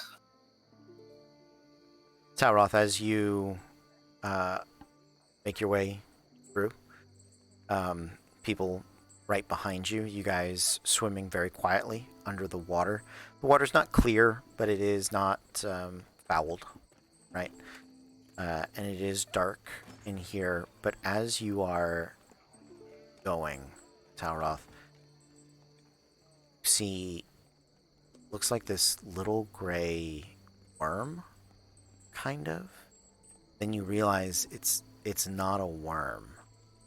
It's actually one of the wrinkles of a part of a brain that has been you're not sure if it's been cut or dissected or upchucked or what, but it's just sort of. And that's where we're going to take our break. So we are going to be back at 9:30 to end this Mind Flayer nonsense. We will see you guys in just a couple of minutes. But until then, stay tuned. And welcome, everyone. We are Random Encounter Productions. I'm Cody Stone. With me tonight we have... I'm Andrew. I'm playing Grizz, the Dwarven Beastmaster Ranger, with his trusty sidekick, Benedict the Badger. Sorry. Hi, I'm a collectible baseball card with weapons grade strength bubblegum, Megan, and I'm playing Saride Landier, the Eladrin Glamour Bard. Okay. Hey y'all, I'm Maz. I am playing Talroth Oakenblade, the Wood Elf Scout. And I'm Kez, and I'm playing Treasure Nightcrafter, the Tiefling Barbarian. All right, guys, you have just swam into the lair of these Mind Flayers, and Talroth, you had just seen a little bit of brain go running down the flow of the water past you, up above the water line. You can see an eerie glow of green and purple that sort of undulates throughout the surface above, washing over the ripples of this river. It is beginning to narrow. Let me rephrase. It's beginning to get shallower. So even as you stay towards the bottom, if you continue to swim, they're 5 or 10 feet, you are going to be forced up to the surface. What would you guys like to do? Is there like a walkway that we can get up on? Yeah, left and right. Yeah. All right, I will quietly, carefully, just still hood down and just try to make it up there and keep low. Try to stay low profile. Okay. Make a stealth check. A flat roll. Because I've never seen or heard a person get out of a pool quietly. Out of any body of water quietly. No, like there's always like I don't like. Yeah, I don't. I get what you mean. I get what you mean. Okay. Yeah, I have a feeling the dice roll is going to screw me on this one, so I'm going to go for my actual dice. Sure. 23. Okay. You as quietly as a person can. Navy SEAL, motherfucker. Yeah. You guys watch Talroth sort of go floaty body, kind of get one arm and leg up and kind of shimmy belly style onto the surface. What are the rest of you just waiting for his signal, or what are you up to? Okay. I'm as delicate as a freight train. I'm not moving until he tells me to. Okay, sounds good. Talroth, you get up there. What would you like to do? Do I see anything up there now? Okay, so Yes, you. Yes, you do. There is. You see the 3 mind flayers. They are here. You see all along the walls. There it is. That's what I was looking for. You see along the walls here, even back sort of past you. The only thing that doesn't seem to have them on it is the illusory wall, or the wall that was formerly illusory. You see along there brains in jars that are sort of stacked or placed in what is clearly sort of arcane stylings.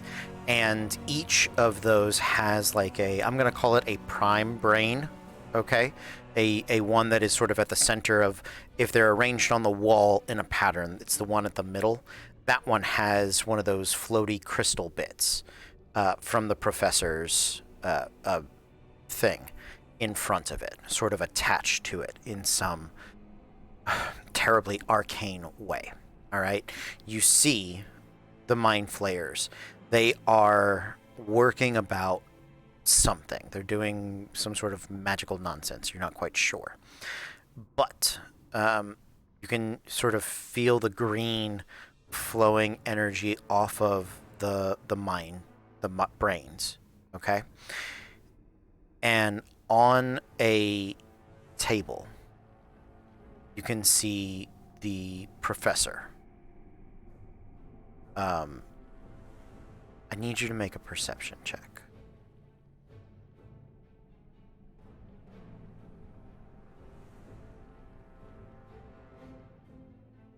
$21. Okay.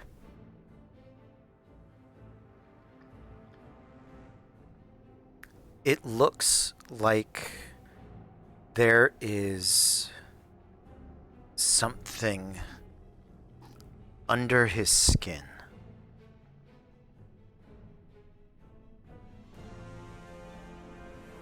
But hard to tell what it is.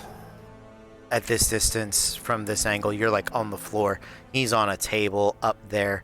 You're just seeing, it might be a trick of the light, but you don't think so. Your eyes are pretty sharp.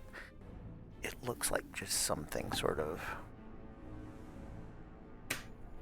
How far from me and the water is the closest to the mind flayers? 15 feet. 15 feet from the edge of the water, but it is so the water, just so you know, travels down the center of the room. It takes a left 90 degree where the storm drain is filtering the water down. Okay.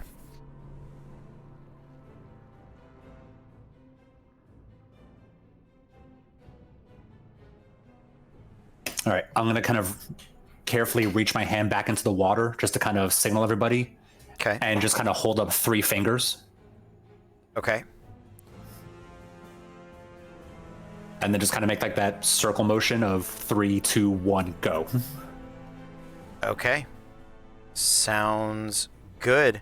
You guys all come bounding up out of the water, and as you do, you see the mind flayers have turned to look at you even before you have reached the surface. The brains in the jars are able to detect sentient creatures within a certain range. I'd like everybody to flip for initiative. Let's do this. Oh, treasure. Haha, there you go. I flip with advantage now. Yeah, you do. Looking good. Okay. My mind flayers are on a... I'm going to split my mind flayers up because they have a chunk of things to do. So one is going to be on a jack. The other one's on a... Okay. I'm not going to put them back to back if I'm trying to split them up. Can't do that either. Come on. 4. It's got a 3, a jack, and I'm going to split the difference on a 7. A 6. Okay? There we go. Who is up first? Caerdyen. Are they all congregating around the professor? The one with the high collar is between you guys and the professor. He is about 5. His back is to that table, and he is looking at you. The high collar emanating, and the bits of sort of greenish and purple light sort of bounce in and around. It highlights the color of their skin. His fingers turned up, and little licks of energy wrap off of them. And then in a perfect pyramid with him are the other 2. Okay, and they're how far from me? I'm going to say the closest one is 20 feet. The furthest one is 30 feet. This is a pretty small space. Yeah. Oh, fuck. Okay.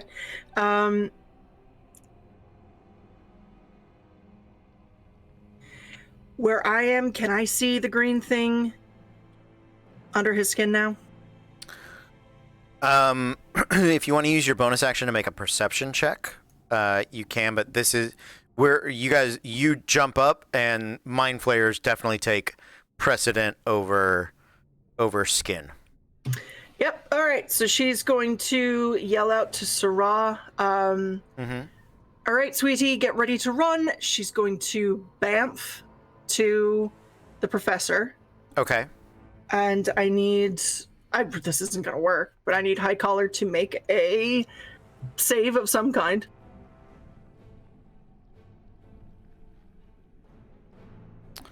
Okay. I'm looking. That's fine. Yeah, no, I was trying to fill the dead air. All right, sorry. Yeah, so she and you can get. Well, what's the saving? Oh, it's just my normal saving DC? What type of save is the That's what I'm trying to figure out. is the question. So you used your racial ability to teleport phase yourself step. phase Right. step to get there. Okay. Creature has to. Oh, there's no save. Okay, great. Fuck off. It takes because it's not that much anyway. He takes 5 points of fire damage. Okay. Yeah. Sounds good. And then that's her bonus action. Yes, it is. With her action, she is going to grab the professor and dimension door the fuck out of that lair. So as you grab the professor, because once you're there with him, you can see there looks like a worm under his skin. Behind we're gonna deal with that in a second. Okay. We're gonna get him out right now. All right, where are you dimension dooring to? To the side of the wall where we came from. How far?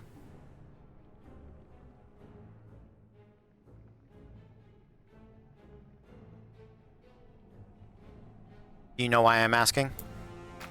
Probably. Why No. do you think I'm asking? Fill time while I panic. No. I don't know. Okay. Then I need you to pick. I'm not a smart spellcaster. You know what? Fuck it. It's... Fuck. I'll split it. It's 500 feet. She's gonna go 200. 200. Okay. Fine. I was asking because of the glyphs. Because if you had chosen very close to the wall, you would have arrived and triggered the explosive glyph. No. She's much smarter than I am. Okay, that's fine. So yeah, you pick a distance further than the glyphs. You drop the professor there, and I'm guessing you're gonna spend your movement running back. I'm not gonna send you the full 200. Oh no, she's gonna stay with him, and her next turn is gonna be trying to get that thing out of his face once she sees it. Okay, so yeah, sounds good. Here's the issue. He's not conscious, and as we have established, unconscious characters cannot give consent, so I need you to make an athletics check to drag him through the portal with you. Then what? I'm sorry, you cut out. I know, I'm yelling at my spell sheet. Hold on. Okay.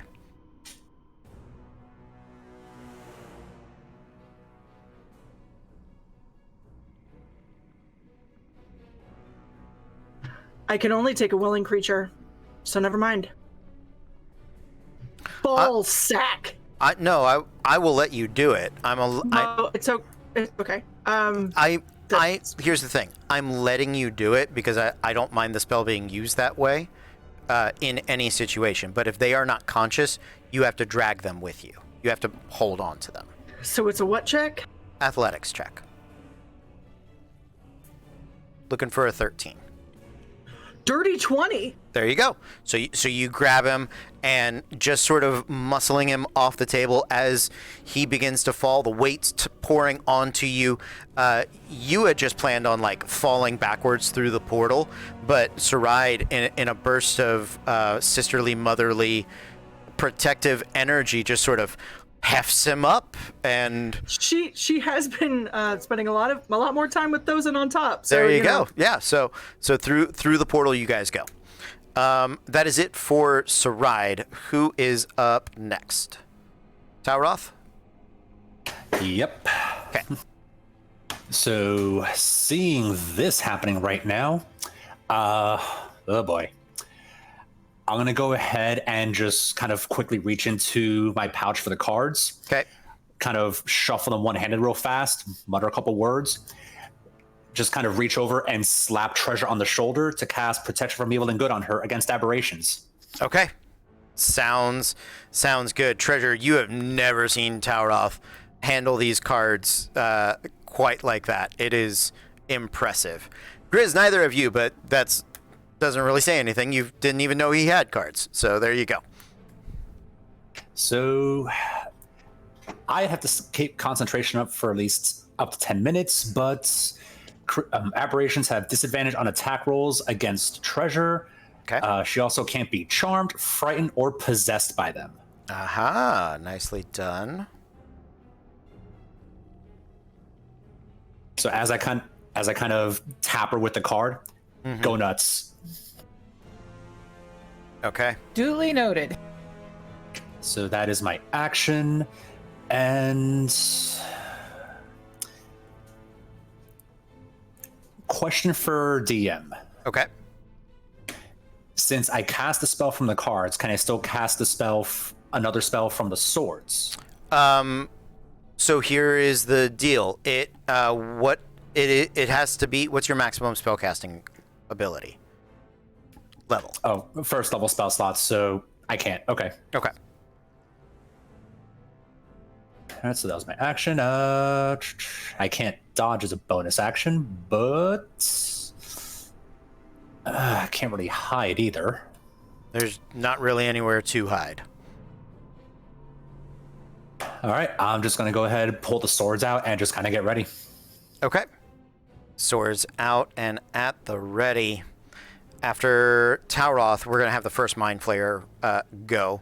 So what I'm going to do for the rest of it, I think, just for simplicity's sake for me, you guys flip high. Two of you will go Mind Flayer, one of you Mind Flayer, one of you Mind Flayer, right? So there we go. So it is going to be High Collar, as we know him, and you hear his mind begin to emanate out across all of you, and you all have been quite the thorn in my side. That is all right. Well, your minds are dim. I know there's at least some value in it. But for now, let's make sure. Stand what you're up against.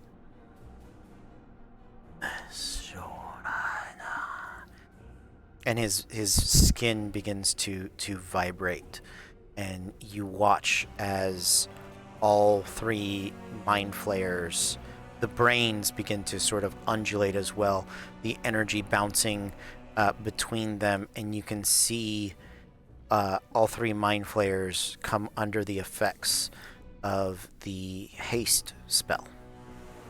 And they are going to... the High Collar is going to come rushing forward at Tauroth. You're the closest person, so at Tauroth. And he is going to make a tentacle attack with his attack ability. That is a natural 16 plus 7 for a 23. That's gonna hit. Okay. So that is some psychic damage plus you are grappled. Yay. And I need you to make an intellect saving throw. Oh, intelligence save? Yep. You take 10 points of psychic damage. Does he still have the bonus from the bolstering? Bolstering. Oh. You got 4 temp hit points. Yes. Oh, no, the bolstering magic that Treasure did earlier. I think it would have expired by now. How long does it? Yeah, usually it 10 lasts minutes, 10 yeah. minutes. So I don't think so. Oh wait, when did you do that? You did that just before he. Just before he disarmed the first trap. Oh, on the staircase? We're pat. Yeah, no, sorry. Okay. Yeah. But we still have 4 sandwich points. Yes, you do. Sandwich Sandwich points. Had 4 sandwich points for me. All right, so intelligence save first. Whoop, fell off the table. Nat 20. Hey, you are you are not stunned. That is very good and exciting for you. And now my con save, because I'm maintaining concentration on a spell. Yeah, that's a total 14. I'm fine. Yeah, you are. Okay.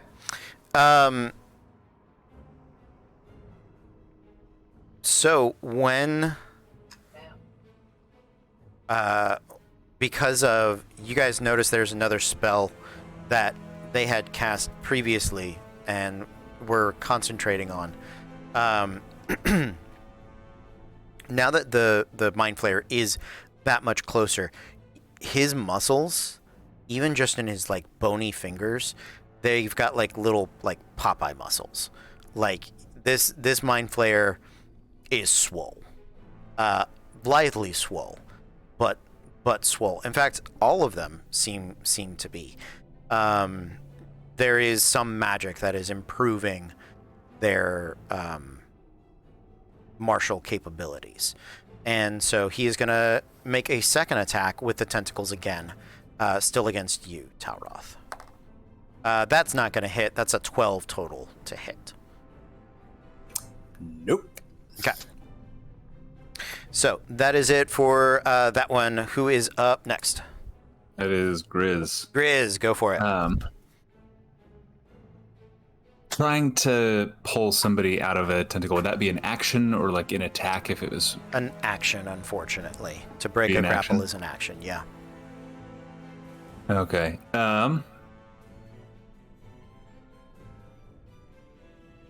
Sorry, just double checking to make sure I'm getting my economy right with Benedict. Mm-hmm. And when the Mind Flayers cast a spell, there was energy that radiated from the brains of the crystals in front of them. Mm-hmm. Okay. Turning away from, so we're going to bonus action Hunter's Mark High Collar, Okay. and that is at 3rd level because that's the only spell slots I've got left.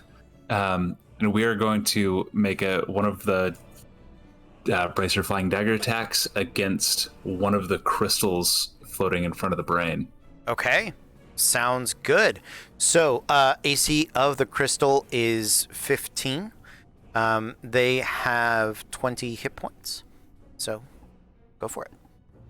Okay, so first attack is a 25 to hit. Yeah, that'll definitely hit. Plus 6. So 8 points of damage with the first one. Okay. Second is a natural 19, so yeah. Yeah, 27. that'll hit. For another 8 points of piercing damage Okay. against the first one.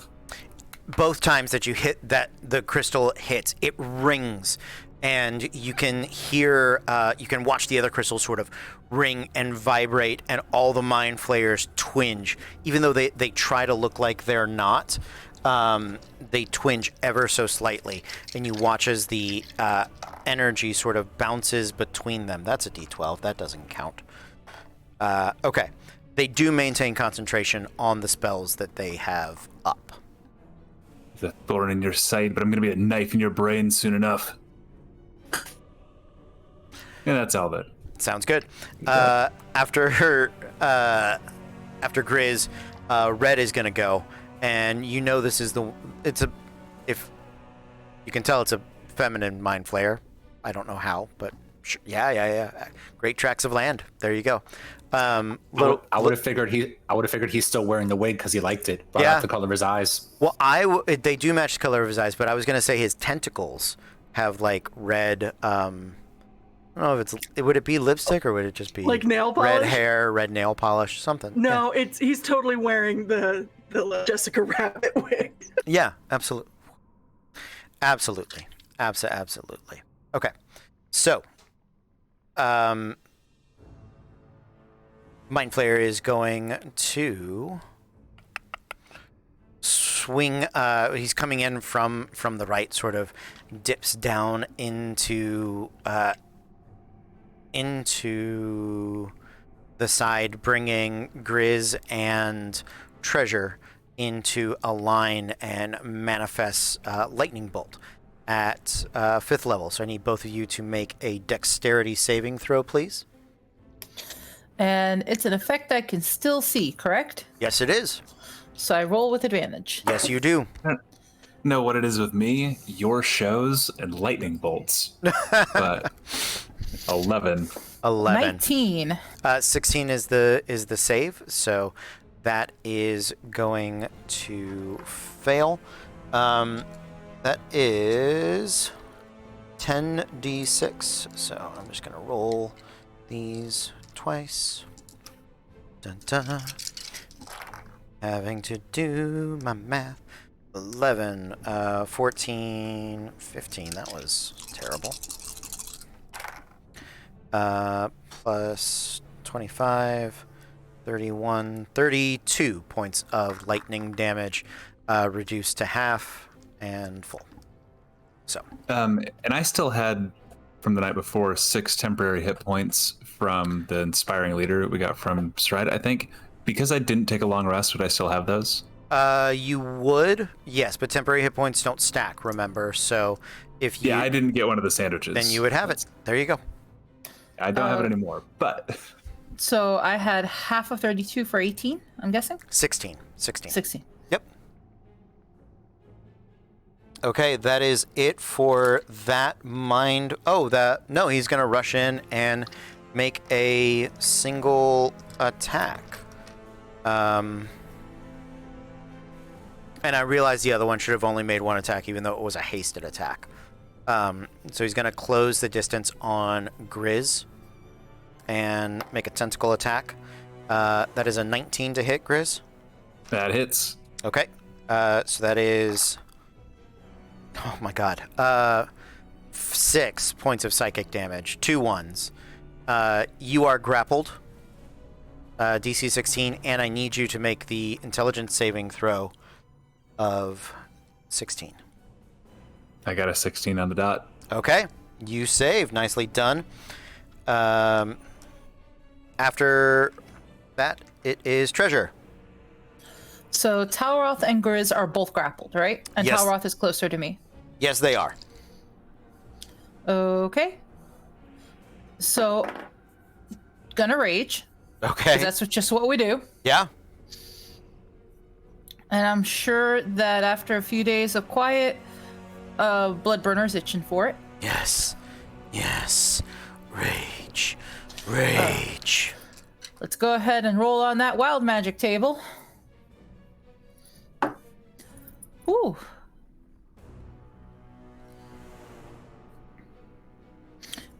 fun. Whenever a creature hits you with an attack roll before your rage ends, that creature takes a d6 of force damage as the magic lashes out in retribution. Nice. Yeah. Ow. So I'm guessing like she kind of shimmers for a second as she cries out in rage. Yeah. And she's going to try to cleave straight into the one that's holding Talroth. Okay. Go for it. Reckless. Okay. That is going to be 14 plus 9. 23 will hit. Yeah, absolutely. And I'll roll the second attack. Okay. You are cocked. That's also a 14 plus 9. A 14 plus, yeah, so that'll hit as well. So that is going to be... Gotta grab my d12s. Yeah. I actually need these. Get them bad boys back out. Yep.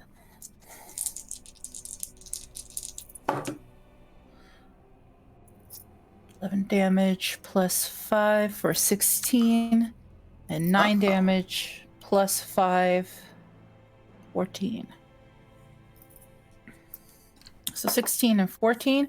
Also, I've got this handy little feat called Slasher, which reduces his speed when I hit him by 10 feet. Okay. Sounds good. All right, anything else? How much was the damage? I think I had said one was 11 plus 5 for 16, and the other was 14, I think it was? Yeah. Yes. Got it. Okay. 2 concentration saving throws. And what you guys realize when it hits is that actually all the mind flayers, this psychic network that has been connected, they're all concentrating on the spells at the same time. So as long as one of them saves, it remains up. This psychic network allows them to share the benefits of all them. They almost didn't save that. The second one allows them to benefit all from the magics that are cast on one of them. And as long as one of their minds maintains concentration on it, it is this web of mental magic. I did forget to give you guys some force damage with those tentacle attacks. So if both Grizz and Talroth, you guys take 15 points of force damage. Okay. You forgot 15 points? Well, Just 15. they're under the effects of Tensor's transformation. I forgot that it gave them bonus force damage. So I had a feeling. oh yeah, because Arcanist Mind Flayers otherwise have 70 hit points. Like that's nothing. You guys, each of you can do that in one round. So I was like, I have to put something. Can we? Can each of us? Well, not the healer. For the ranger, I think. That's you. Okay. After Treasure, the last of the Mind Flayers is going to take their turn. One of them is concentrating on Tensors. One of them is concentrating on Haste. Probably this guy. Doesn't actually matter because they all do the same thing. Yeah, let's shoot Treasure. I would like you to make I'm going to make a ranged spell attack against you. He has disadvantage against her because of the protection spell. That's right. Okay. First one was a 17. Thank you for the remembrance. 9 plus... Is it 7? Everything else has been plus 7. Yes. So 16. It does hit. Ah, Treasure. Okay. So this is Ray of Enfeeblement.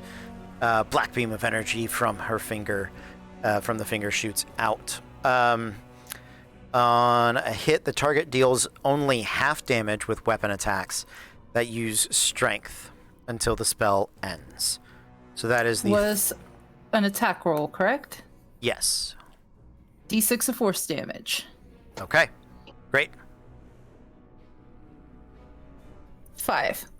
Okay, 5 points of force damage to it. And I have Ray of Enfeeblement Yes. on me? Okay, so what do I take down?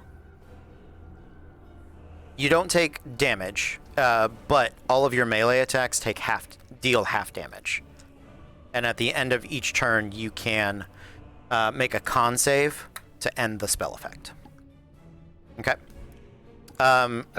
Sorry, just double checking because I'm maintaining concentration on a spell. I only took 1 attack, right? So that would have been 57 points of damage, or 53 points of damage. So DC. You took 53? 20. Yeah, you laid into me. I went from 88 with 6 points of. Oh, so the lightning bolt. Oh, no, the lightning bolt was separate. Is separate. So first one was 16. That was an 8 past that one. Okay. So the second one, so it was 32. You needed a 16 to maintain concentration. Okay. Did you maintain concentration on that? Yes, I Great. did on that. And then So then the next one was 15 plus 4, so 10. natural 1. Oh. Okay. We're good. Okay. Okay. I was like, I forgot about the lightning bolt. I was just like, I only got hit once, right? no, you got hit twice. It was two Yeah, I separate got hit things. twice. And I was like, Yep. what? Oh, Yeah. that was not all together. Okay. Yeah, I'm like, that was bad. That was real bad. All right, guys. New round.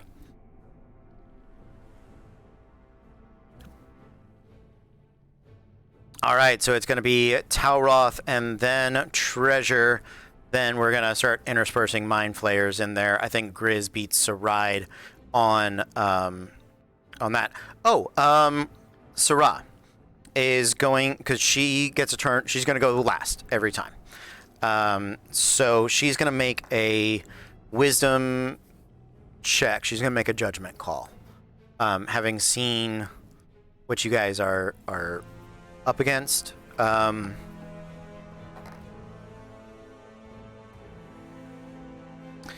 Okay, she is going to reach out to Grizz, and with a 3rd level spell, she's going to cast Cure Wounds.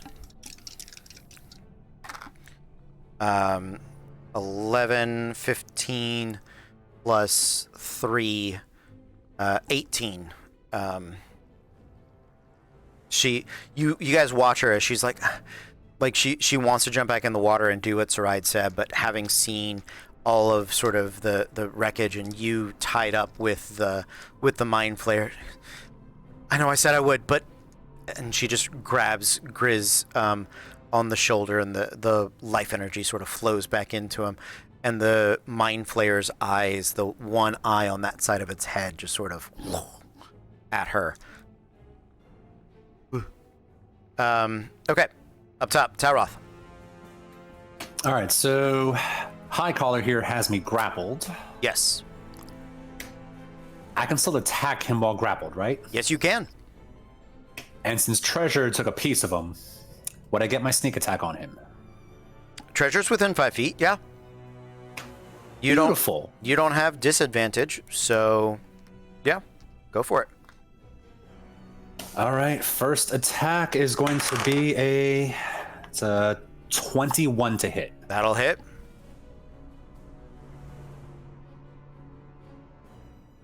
And I'll actually use the dice roller for damage because a lot of dice. Yeah.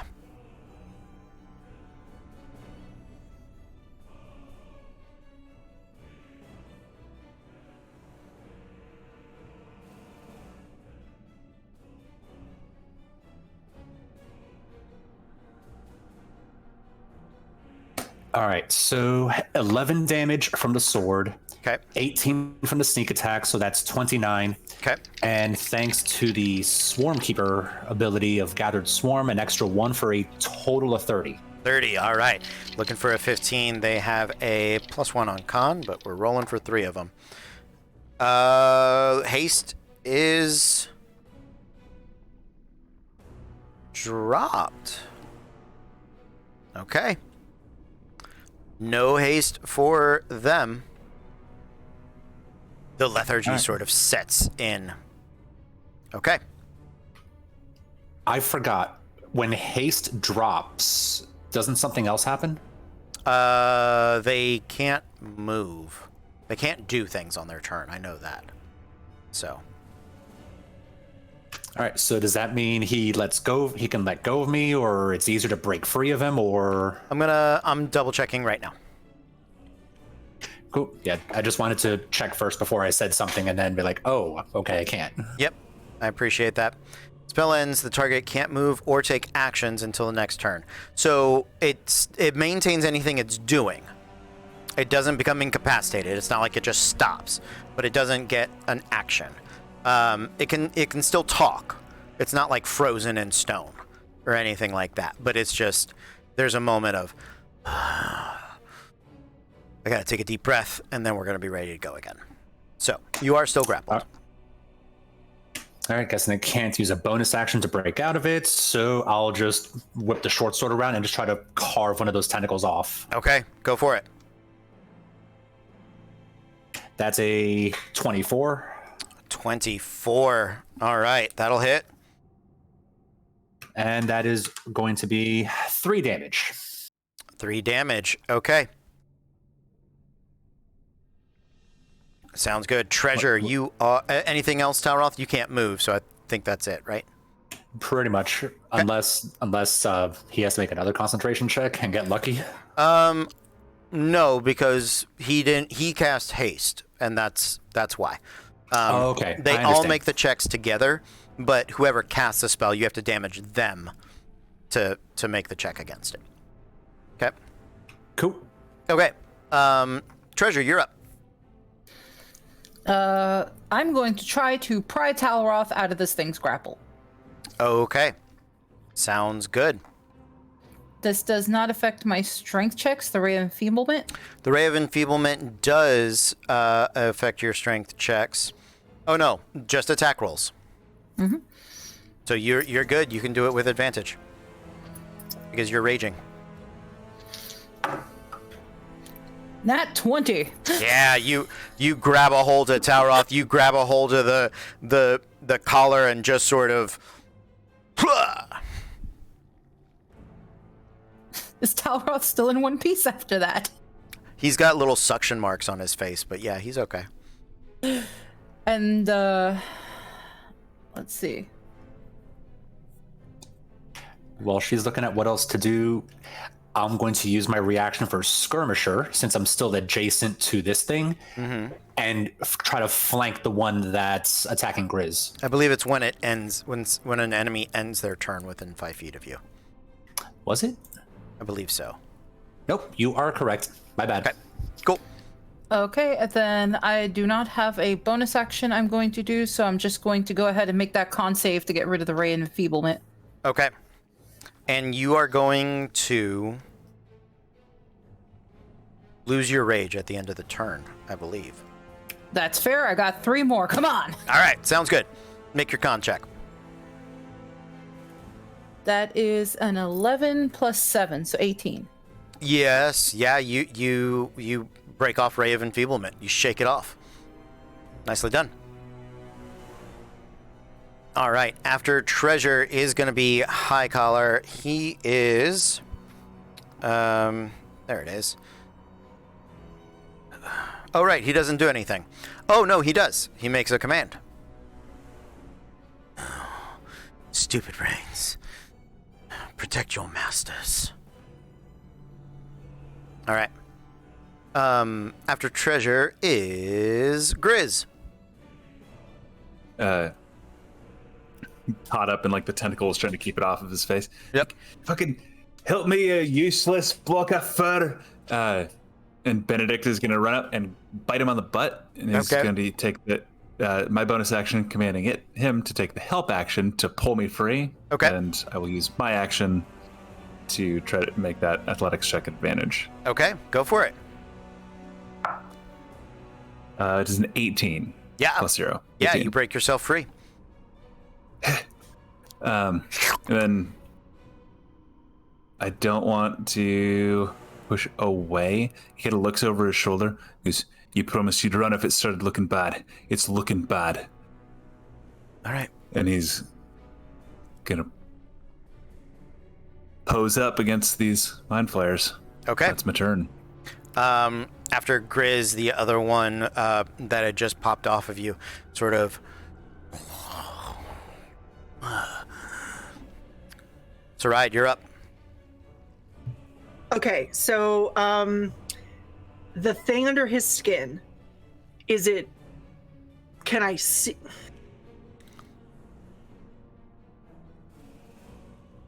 Can I take a knife and cut it out? You can attempt to. Like, in theory, I could perform surgery and it would remove? You're not sure. You haven't done research on this creature. You're just seeing something undulate underneath his skin. I'm going to cast Greater Restoration. Okay.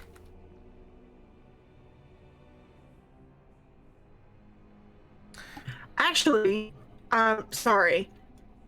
If I do a healer... Oh, he's not dying. Never mind. Yeah, not that. Can I check this? What I should do? Yeah, go for it.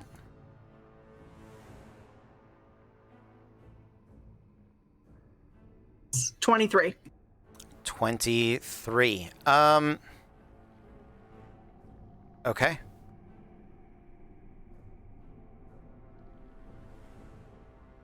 You can,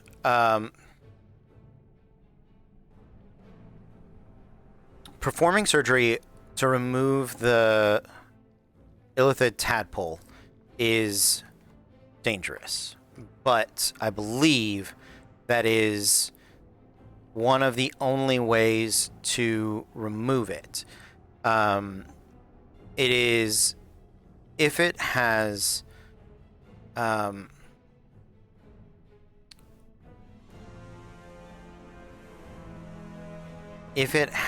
already... Okay, see, this is what I needed. What I've been looking for. So there's no monster stat block on a tadpole, unfortunately.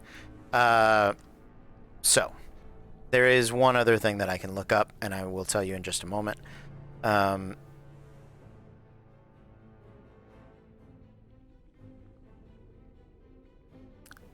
So it will... Ooh, okay. The eggs have already hatched. If you're seeing the worm thing crawl around in it, the eggs have already hatched. You can perform surgery. That is one potential way to get rid of them. The other potential way, and I'm going to look up a slod tadpole, as tadpole is tadpole, as far as I'm concerned.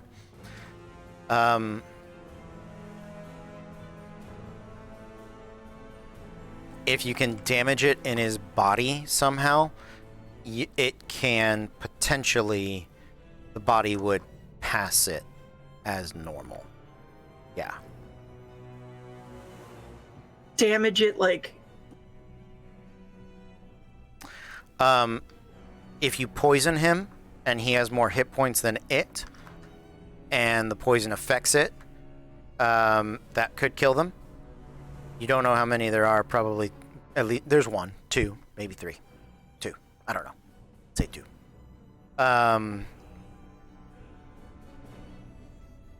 Join the game, we said. Bring mind flayers with you, we said. I didn't bring him with me. I fought him here. I blame you. Okay. God. All of these are my worst nightmares. I'm going to... Okay, he's unconscious. Yep. Is there a way for me to perform surgery and keep track of his vitals so that when it starts to go badly, I can stop or just bring him back or whatever? Sure, yeah. I realize I'm performing surgery in a sewer. I get that. Okay. but I also know that time is of the essence, and I don't know what else the fuck to do. Okay. Tell you what, make me either a history or an arcana check, because you did you made a medicine check already, right? Good. Okay. So make me that. We'll call that your turn, and I can tell you how long you have. Okay. Sorry, guys. Don't be sorry. No, you're good. Yeah. Doing surgery in a sewer. This is dramatic stuff. 21 Arcana. Okay. So a illithid tadpole, looking at its rate of growth, you don't want to wait real long, but it's not going to do permanent damage. The full transformation takes a week. It won't do permanent damage until about day 3 or 4. So I don't have to do surgery right now. You don't have to do surgery right now. I'm muted. I could, in theory, leave him. Yes. Kosher. Then I'm going to use my movement to go back. Okay. You jump back in the water. You start swimming there. You're going to... Next turn, you'll have to use your movement. You'll just get where, like, your head can be seen. I mean, if I leave him, he's not going to die, right? You said he's unconscious, but he's not, like, dying unconscious? Don't shrug at me, motherfucker. He seems to be stable. Yeah. Okay.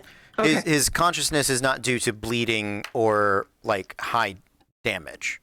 Okay, just double checking before I completely fuck this up. Okay, cool. Swim. Swim. All right. Last one. Sarah. Let's see. The brains in the jars are going to go before Sarah. I gave him a little roll off there. The brains in the jars are going to essentially mind blast the area. So like a mind wave, a mind thump, mind wub, a beat drop, if you will. So I would like all of you to make me intelligence saving throws DC 14. Not you. 6. 23. Okay. 14 on the dot. Did you roll with advantage? Or does protection from good and evil? I don't know. I rolled just the one. Does it give her advantage? Creatures have disadvantage attacking her. She can't be charmed, frightened, or possessed. Okay, so no. But you made it. Good. Not stunned. Grizz, you are stunned. So, okay. Oh, did Benedict save? Oh, will be good to know. As a badger, he has a -4 to intelligence. With a natural 18, that's 14. Grizz does save. Yeah. Grizz... Benedict does. Benedict does. Yeah. So next turn, Benedict won't have any orders. He sees you stunned. He'll act on his own. So you can decide what he does. Okay. I'll give you that. Okay. New round.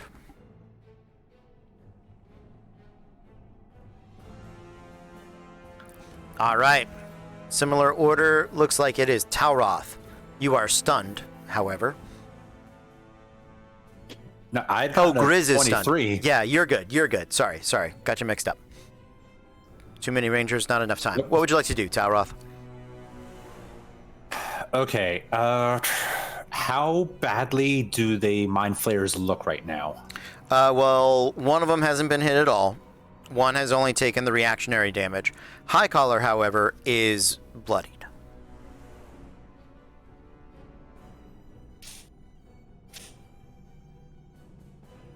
And there's still the one that's right in front of Grizz, yeah? Yes. But we don't know what spell he was concentrating on. You don't. Well, it's going to suck for him in a minute. So yeah, I'll just kind of hop over to him. Okay. And just make my 2 attacks on him. Okay. So that first attack, natural 18, so I'm pretty sure that's going to hit. Yep. And the second attack, that's a 15. Total, no. 16 is the AC. Okay. But that first hit, let me just get my damage rolling. Mm-hmm. Oh, Mind Blast. Sorry, there was some damage associated with the Mind Blast. 17.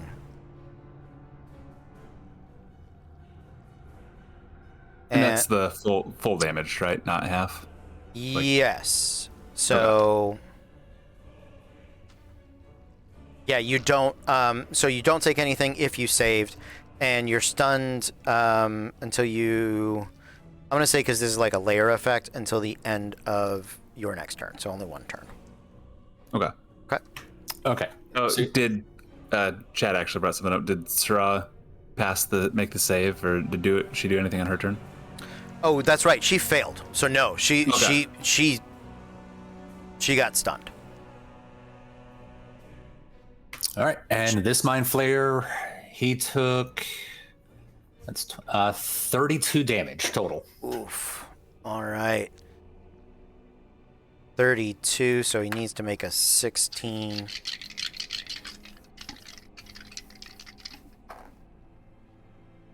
Uh, 15 plus 1 for a 16, 18 plus 1 for a 19. So, Damn. yeah. But he holds on. But still, 32 points of damage is a good chunk on him. I believe that's it for Talroth. That was my attack. That was my bonus. Yeah, that's everything. Okay, sounds good. Treasure.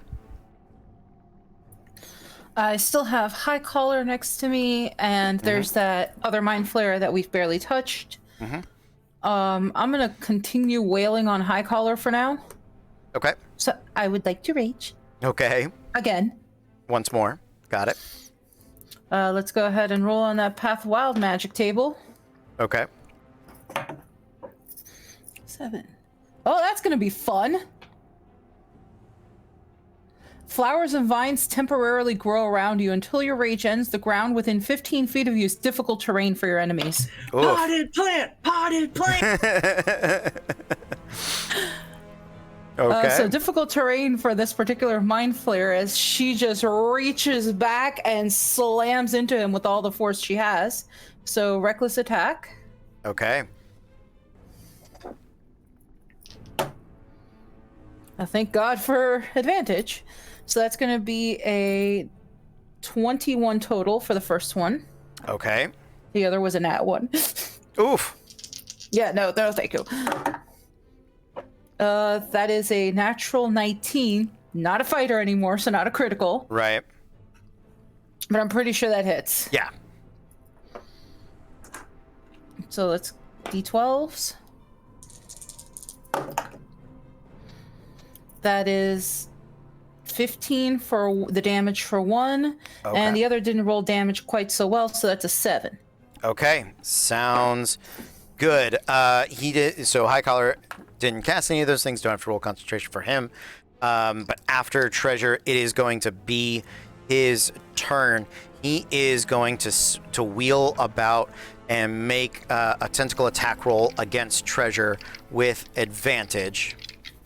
I believe he's got disadvantage because they're protected from good and evil. So flat roll. Sorry, just a math question. 7 damage off of a great axe seemed low. I rolled a 2. 5 strength. The axe has a magical bonus, doesn't it? Oh, you're right. I think there was that whole issue with Bloodburner that we forgot that he has an extra 3. He does. And your rage damage bonus, right? Yeah. So it should be Rage 5 damage more. bonus. So, Oh, goodness. Then we're missing close to like 12 attack because I've attacked twice and hit him a couple times. Okay. Well, I got some of that. Does Bloodburner ignite? Doesn't it deal D6s of fire damage? Doesn't it? It does a bunch of weird shit. So.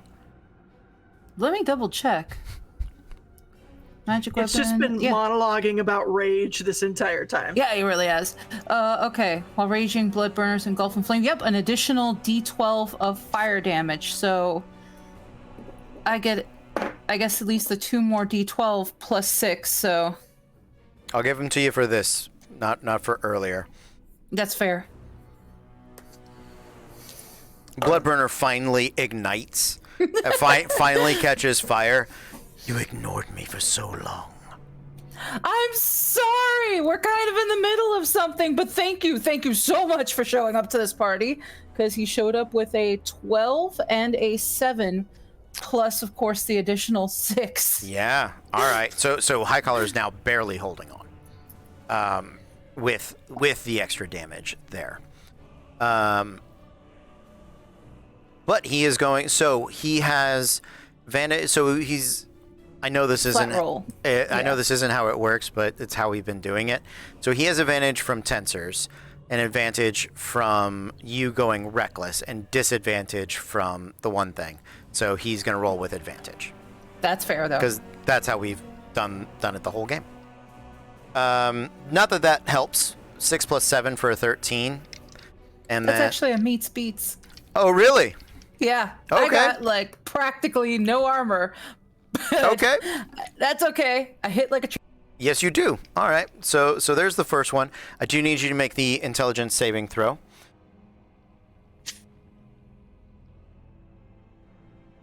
I failed that one. You are Yes. stunned. Okay. Oh, so 15 plus 4, so 19 points of psychic damage, plus 13 points of force damage, 32 total. Give me a second, because I'm just making sure Bloodburner doesn't do any funky other things that I forgot about. If you're below half, I think he starts bursting fire back at people. That's what I'm trying to check, because I think I just hit below half. You said 32, right? Yes. So this attack. Yeah, I just hit below half. Okay. So yeah. So you are restrained, you are stunned, and because of Tensor's extra attack ability, it is going to attempt to extract your brain. You don't. I know.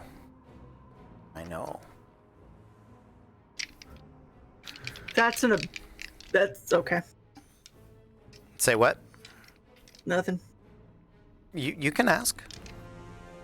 It's not a spell, it's an ability. It's an ability. Yeah. Does have to make the attack roll, but your armor is very low. Yeah, 15 plus 7. Yep, he makes it. Okay. Do you want me to roll this damage, or do you want to roll it? I'm very scared that I'm going to lose my character. I am too, but that's why I'm asking.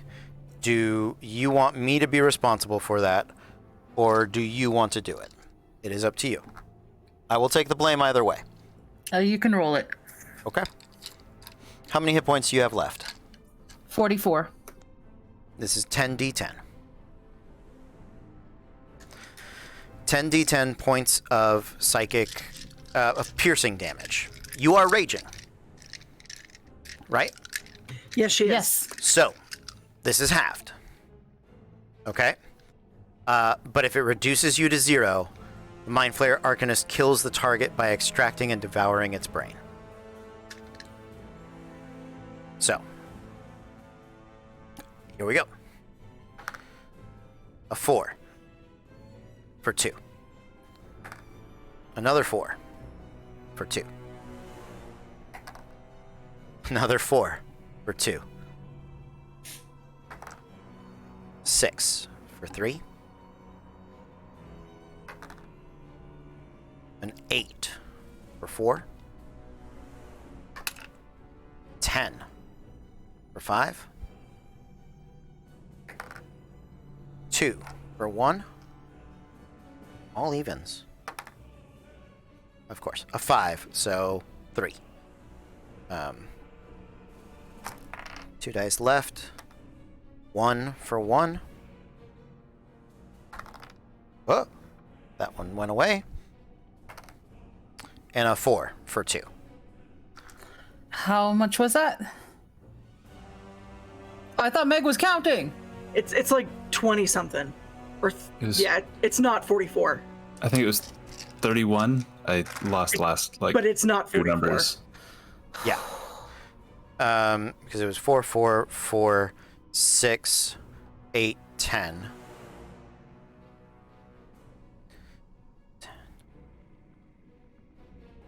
5, 1, 4, 8. 4, 4, 4, 12. Total, it would have been a total 54, halved due to raging, 27. There you go. 27. Okay. Every kids at home, do rage. All right. And blood burner's damage. What is it? And blood burner, I believe, does a d12, but let me just double check for you. Mm-hmm. Oh, I'm almost positive it is. If barbarians have such a theme die, I was like, yeah, make everything a d12. It's just all d12 all the time. Mm-hmm. Yep, it does an additional d12. No, it's when I'm below half, he ignores fire resistance. That's what it is. When unarmored or creature within you. So anytime a melee attacker touches you, deals a d12 fire damage to them. So let's do that. Yep.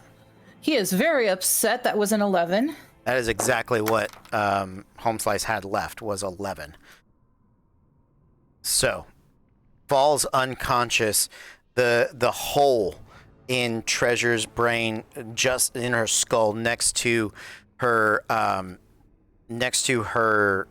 horns, as it falls back, just sort of like a volcano of her. It's her blood, but it looks like thick burning lava just sort of erupts from her skull, and a crimson mask of flame pours down her face as the fire burns the tentacles, and High Collar falls back onto the ground.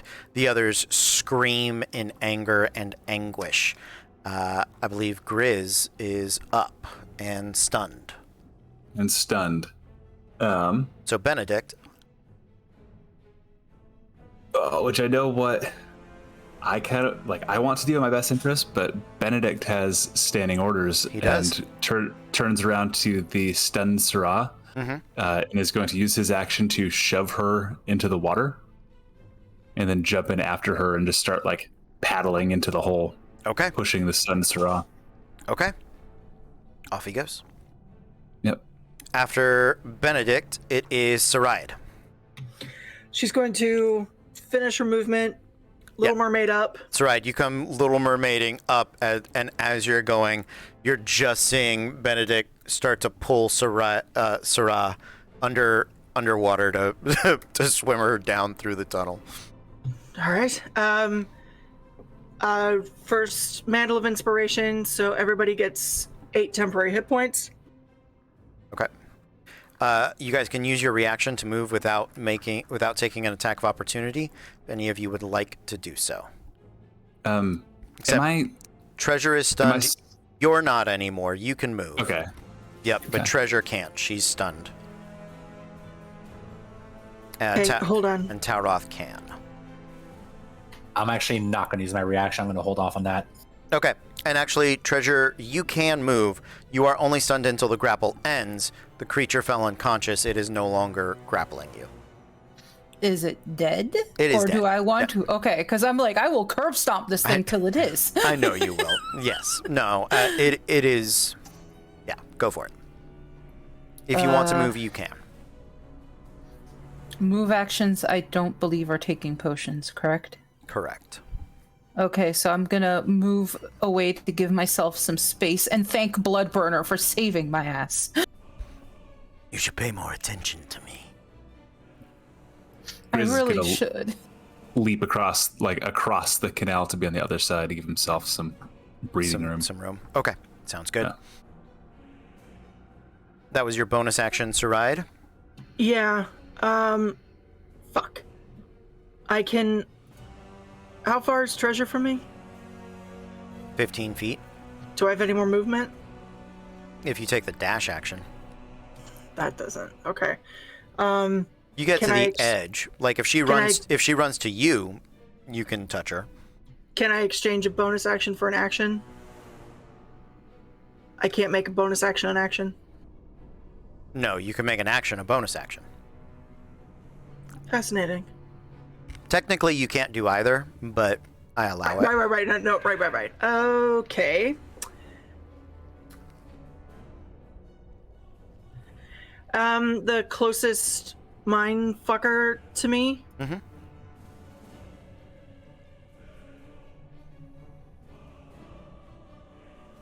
Yeah, fuck it. Let's do. So, like, you could healing word her if you wanted to. Is that what you That's were what I was asking? asking. Because Yeah, it's a bonus action. Yes, you can do that. Okay. Yes. Then never mind. She's going to. I realized we had gotten our conversation Sorry, mixed at up there. 4th level, she's going to healing word. Okay. Treasure, sort of by taunting the other two mind flowers by saying, "I'm not a thorn, motherfucker. I'm a rose." Okay. Roll your healing, and as you do that, the other Mind Flayer Arcanist is 12 points. nice.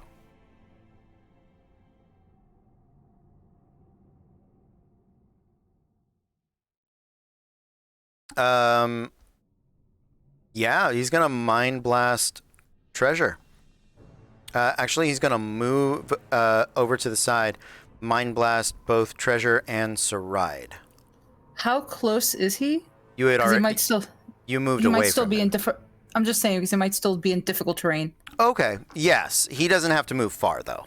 He only Okay. has to move like 5-10 feet. He's just circling, kind of tipping his head to catch Saride. What's up, Taroth?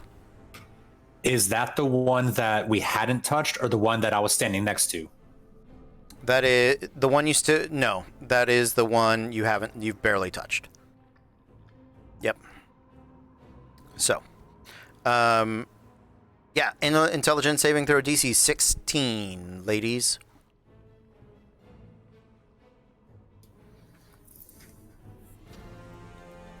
$18.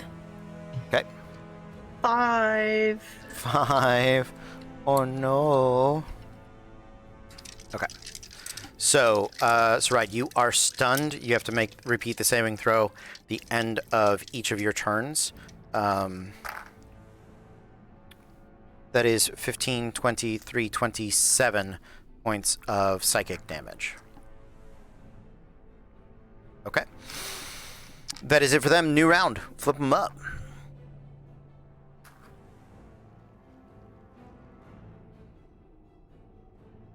All right. Looks like it is Grizz, Treasure, Saride, Talroth. Grizz, you are up first. You are no longer stunned. 2 Mind Flayers remain. 2 months. We are. This looks like it tickled before, and we're gonna keep throwing daggers at the crystals, targeting the one that I hit the first time. Okay, go for it. A natural 20. Yeah. It shatters. Okay. Absolutely. And then second attack, we're going to shift to the. There were 2 crystals, 2 brains, 2 crystals. So there's actually like 6 total. Okay. Second attack, we're actually going to throw a dagger at the squidly that just mind blasted Treasure and Saride. Okay. Which is a 7 plus 8, 15. 15 barely misses. 16 is what you needed. But as the gem shatters, you watch the illusion sort of waver, and the Gem shatters. The psychic energy washes over both of the mind flayers. You see them wince in pain, and there's this psychic scream. They are both going to take some psychic damage. One of them saved, one of them failed. So the 12 gets reduced to 6 for this guy, and because it was 4d6, and this guy's going to take the full 12. Okay.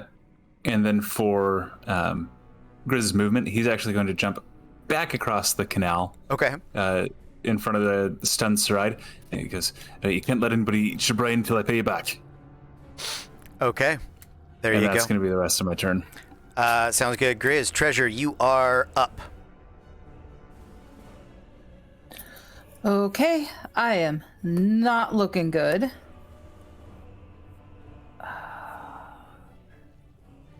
Oh, and Benedict's going to keep pushing Syrah down the canal. I don't know if she was still stunned at the end of last turn, but... I actually do not have any healing potions on me, funny enough. I thought I did. Okay. Syrah does wake up. Okay. I am going to back up towards... Well, no, Saride is stunned, isn't she? Mm-hmm. So... how dumb do I want to be? This could be very bad. Which one of the mind flayers is close to me? The one that had mind blasted you. The weaker of the two right now. Okay. Oh, I did take damage, didn't I? Mm-hmm. I'm going to use my reaction, I guess, for unstable backlash, Okay. which re-rolls my wild magic. Okay. Let's go ahead and do that. Until your rage ends, you're surrounded by multicolored protective lights. You gain a 1 bonus to AC, and while within 10 feet of you, your allies gain the same bonus. Nice. And I am going to, with that in mind... Oh no, it's the stronger of the two. That is closest to you, but neither of them is far away. If you want to move around to jump on the one that Talroth is fighting, you can reach it easily. Okay, so let's go after the one Talroth is fighting, and now that Bloodburner's in full fury, let's go and reckless him. Okay. Let's do it. I got my nat 20. Okay. So do remember with Bloodburner, because I opened it up, if you go reckless and both would hit, they don't get advantage against you. That's the thing. I just opened it up. I have it open now to see that. Yeah. So what was the other one? My other roll? Yeah. It was a 13. Okay. So they 13 will have... plus... Okay, plus 9. Yeah, you hit both. So go ahead and roll the damage on the natural 20. Bloodburner gives Okay. you an extra D12 and Bloodburner after resolving damage for your attack. So we'll do that first. Okay, so let's do... It would be a total of 3d12 then. Or 2d12, excuse me. And the 5, right? So it is 1d12 for your axe, 1d12 for Bloodburner. With a natural 20, that becomes 4d12 plus 5 for your strength, plus 3, plus 2. So a total of plus 10. If I've covered everything. Am I rolling all 4d12 or... Yeah. Okay. I need to look for more d12s. We don't have a lot of these. I'll just roll these twice. There you go. 7 and 5 for, funny enough, 12. Yep. And a 12 and a 9. 21 plus 12 for 33 plus 10 for 43. And that was the first attack. Yes, that is correct. That is just sexy. That was the dude that was checking Ray of Enfeeblement. And you're not at the barbarian level where you get extra dice on criticals, are you? I don't believe I'm at that level yet. I got unstable backlash. I got slasher. But One none more of that. D12. One more D12. Okay. That is not that high, but I'll take it. It is the +3 from Blood Burner. No. This is just what was on the dice. What was on that last die? 2. 2. Great. There you go. Okay, next attack. Yeah, man. Cody makes a legendary item. He makes a legendary item. It's That going. was only one hit. Yeah. That was a critical. Yeah. That was a Oh. barbarian critical. Extra D12 from that brutal. Yeah, because I'm reading Bloodburner also, and I see the whole when you roll a 20 on the attack roll, the Immolation. Bloodburner casts Immolation. So as the axe comes retching into it, it's going to have to make a dexterity saving throw. It fails on a natural 6. So you need to roll 8d6 fire damage. On a failed Once again, save. I only have so many of these, so let me roll them twice. Yeah, man. You're talking GM dice now. So that's 13 on the first 4. Okay. The second 4, it is 19. So 33. Okay. So he's down to 9. Treasure did not enjoy her brain almost getting sucked out, boys and girls. Yeah, she did not. Target. So on a failed save, the target also burns for the spell's duration.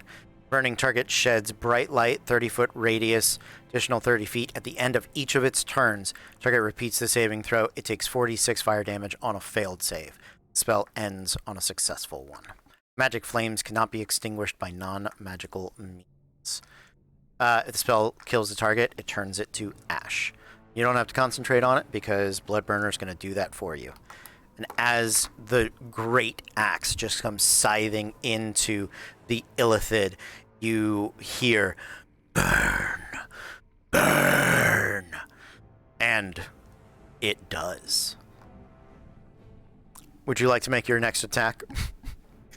Yes. Is this thing still up? It has 9. Okay, we're gonna attack again. Yeah, you've done 78 points of damage on that Jesus critical. Christ. For a natural 17 for my second attack. Okay, that'll hit. So that's the D. Just your modifiers, kill it. Kill it with fire. Literally, kill it with fire. And it does. It turns to ash as Immolate just encompasses it. I just thought about how horrifying Treasure must look with, like, the wound up here, blood. The red running Lava. down her face. Yeah, absolutely. After Treasure would have been High Collar. He's gone. So I believe it is... Who's next? Talroth? Grizz? Saride. Saride. Stunned.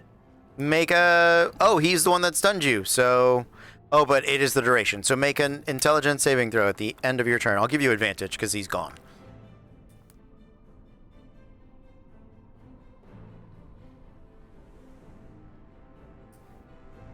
They were both 5s, so it's an 8. I will say, though, as she exhales, you just hear her say, Atya. And for anyone who speaks Elvish, that's daddy. And she's looking right at that goddamn axe. There you go. After Saride, it is... Talroth? Yep. Okay. And there's only one left. There is one left. And this is not next to anybody? No. All right, yeah, I'll just make my way over and at least just slash at him twice, see if I can try to break that concentration. Okay. Let's do it. This is the one concentrating on tensors. All right, so the first hit is a total 20. That hits. And the second one is a 17. That'll hit as well. 16 is the AC. And how far away is this one from everyone else? Like 10 feet.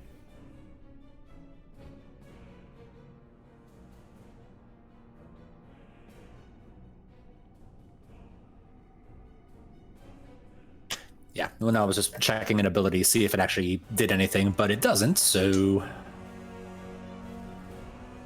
That's a grand total of 10, 16, 19 damage between the two attacks. Okay. One attack would have just been 3 damage. So 2 checks at 10, a 9 plus 1 for a 10, a 15 plus 1 for a 16. So maintains concentration on both of those. And it should have had advantage. Doesn't matter. It maintained concentration. So it is going to attack you, Talroth, because you are right there. First attack with advantage. Ooh, is not great. 15. Don't believe that hits. That's a miss. All right. Second attack, natural 20. Ow. Yeah. So that is going to be 4d10. Of course I put those away. Why wouldn't I? Why would I want to have the dice I need? Okay, 17 plus 8, 25, 27 plus 4, 31 points of psychic damage, and you're grappled, and I need the intelligence saving throw, or you're stunned. That's a 10 on the dot. Okay. You are stunned. Because there's just one Mind Flayer left, I'm going to start flipping some cards for him. New round. Do the brains and Syrah go? The brains haven't been given a command. They only go when they're commanded. Okay.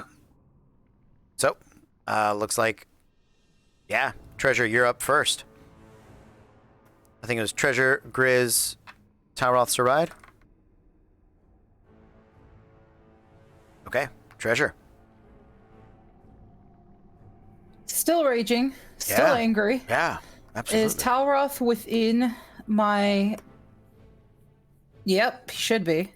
Oh, and concentration broke, so protection from evil and good is gone. Okay. Oh, they're going to need protecting from me. I read my axe's information. Now everything will die. Basically.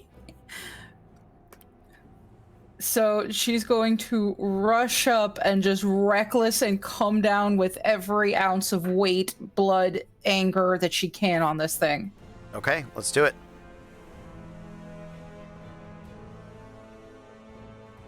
That is 2 16s for the advantage and disadvantage. That'll hit. Yep. But I think, like you said, it triggered blood. Yeah. Yep, it triggers Bloodburner's ability. It hits, and he will not have advantage on you. Okay. Do you want me to resolve that damage first, or do the second hit? Do the second hit. Okay. This guy's got a chunk of them. 18 plus 9.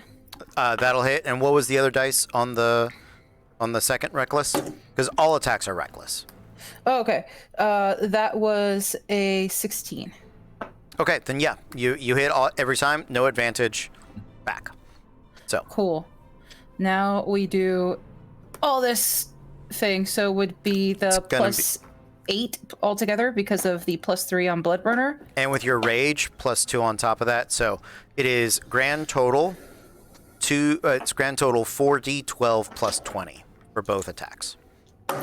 Total with everything. Okay, so that's 16 on the first 2d12 Okay. and 5 on the second 2d12. 21 plus 20 for 41 across both strikes. The Bloodburner just comes heaving into it. And the fire ignites it, and it sort of squeals as 2 side tentacles. All right, after Treasure, it is Grizz. Yep. This is going to bonus action Hunter's Mark Okay. and make 2 throwing dagger attacks at this. All right, let's do it. 21 on the first hit Okay. Yes. and a natural 20 on the second one. So Yeah, absolutely. first hit is 5 plus 6 for 11. second attack is 2d4 plus 2d6 because Hunter's Mark damage is double 2, right? Yes. Yeah. Nothing nearly as impressive as the Barbarian, but there's another 5, 11, 13, 14, 20 points of piercing damage from the second dagger. Nicely Just whips those out. done. What was the first dagger? Damage-wise? The first dagger was, I believe, 11. 11. Great. Yeah. 31 points. Not bad. Nicely done. Let's get some concentration checks on tensors, because... Yep. Yep. 19. 17. 17. So, he maintains it on tensors, but he's now well past bloodied. Anything else, Grizz? Nope. That's everything. Okay. After Grizz is Tauroth. Oh, that is me. Whew. Yeah. But I think I'm stunned. You are stunned. He is still grappling you. So that is the end of your turn. Saride. I am also stunned. Okay, make your check with advantage. You get a chance to save.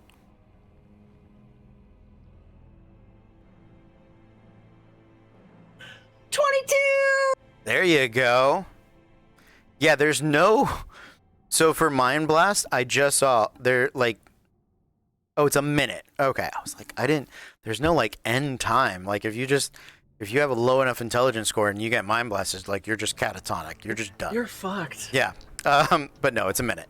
Okay, so you get a turn. Next turn, it is Mind Flayer time.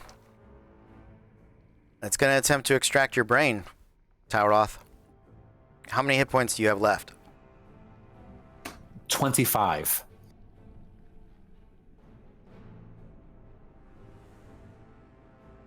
Okay.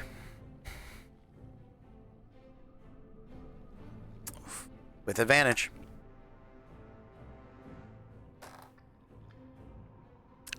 That's a natural 17 and a natural 20.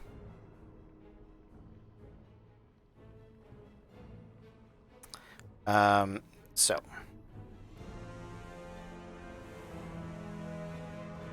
post that in the chat. So do you want to roll it? You want me to roll it? Nah, he's my bastard. I'll roll it. Okay. Let's do it. D10s. Yeah, it is 10d10 piercing damage.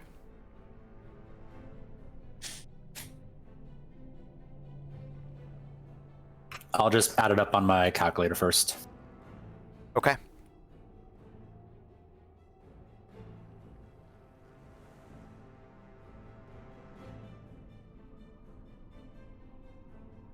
Oof.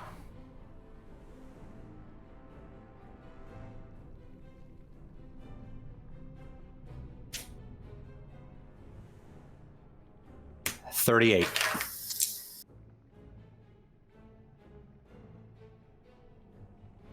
Okay. Oh wait, no, sorry. I think I might have double checking. I might have done it 4 times.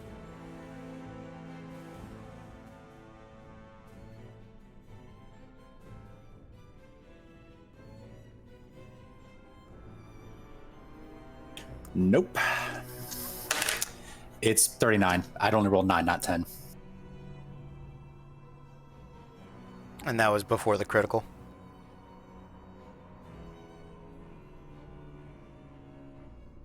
Okay.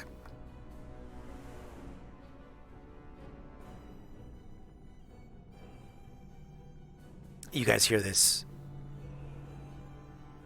revolting sound of slurping, and you watch as the jars sort of Mind Flayer, his brain sort of expands. And as he releases Talroth, the sickening thud of his body hitting the ground is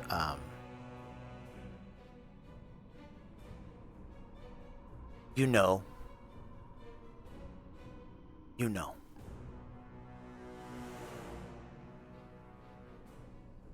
New round. I haven't gone. Oh, yeah, I did. Yeah, I did. Yeah, I did. Fuck. Sorry. You're okay.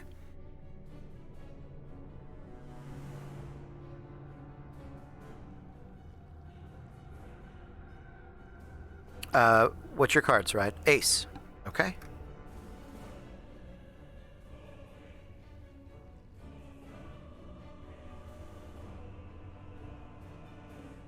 All right, Saride. Yeah, fuck. Okay.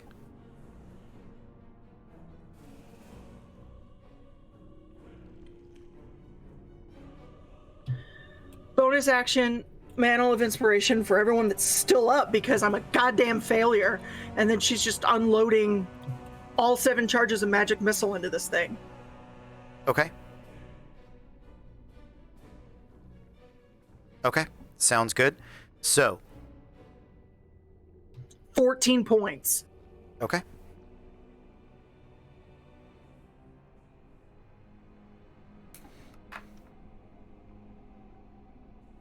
And she's going to use her movement to go to Talroth's body and put herself in front of it. All right.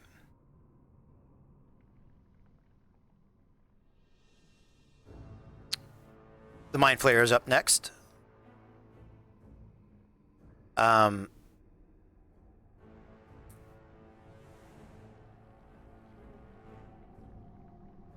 It is going to look at the 3 of you and it is going to, let's see, roll a d8. 1 and 2, it'll attack Grizz. 3 and 4, it'll attack Saride. 5 and 6, Treasure. 7, 8, plane shifts out. Okay?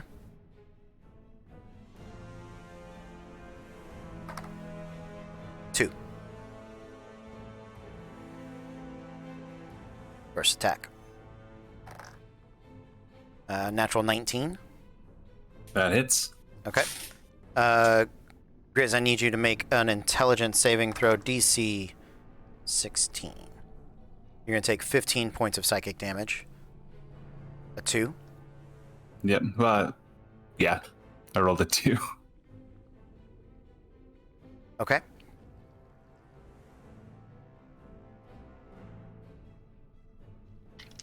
With advantage.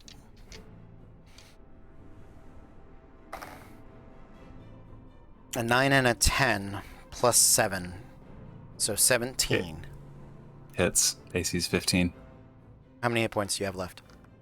35. You want to roll it? You want me to roll it? You have 8 bonus. You have 8 temporary.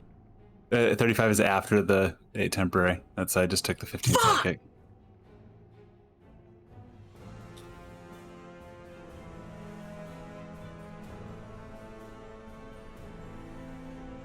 53.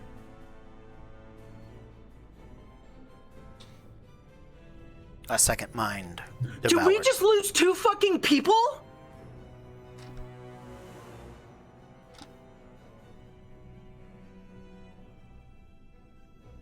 Okay. After the Mind Flayer, it is Treasure.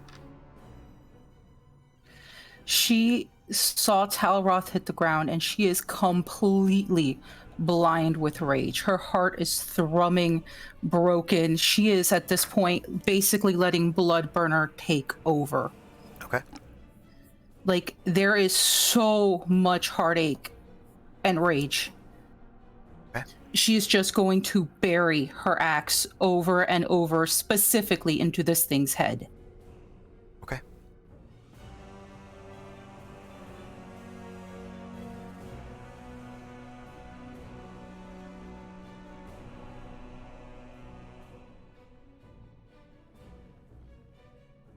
So the first one's going to be a dirty 20, Hits. with the second one being a 17. Both hit. That's, of course, with the Bloodburner special thing. Yep. The second one is going to be a 15 plus 9, Hits. and then 19 on the other one for the reckless. Okay. Yeah. All hit. No reckless. And she is going to do, I think you said it was 20 plus the 4d12, right? Correct. It's 8 and 4, so that's 12. Plus an 11 and a 10, so 21. That's showtime.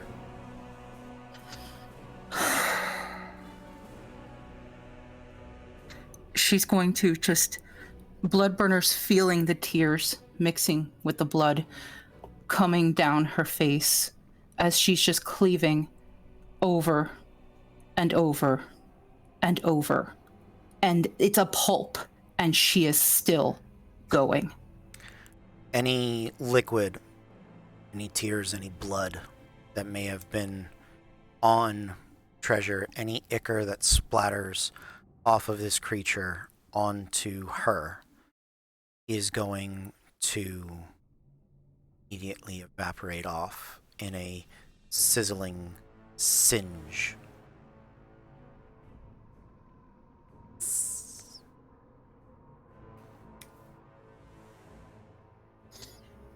And once she's finally tired, which is going to take a bit, she just collapses next to Talroth, shaking, and holds him.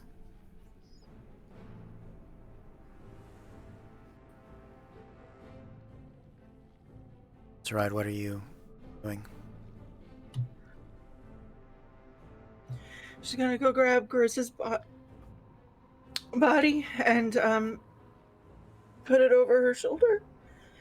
I said, Treasure, pick him up. We gotta get him. We've gotta go. I know. Oh my god, Talroth. And she just scoops him into her chest to go.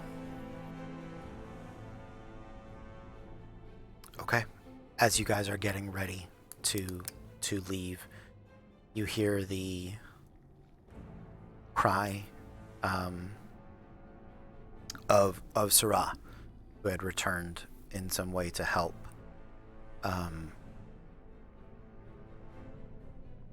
Do you have anything? Do you have anything? I know it exists. I know the spells exist. I know they do. There's I don't know if I can cast it, but Get your father. Get your father. We're going. his crystals.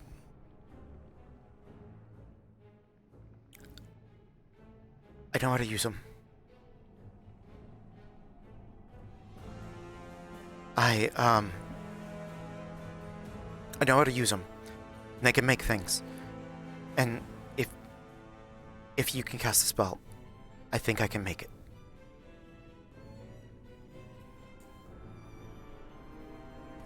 I don't have it. There's only one person who has it. And he's in a fucking hotel room right now. Because we went to fight without our goddamn healer.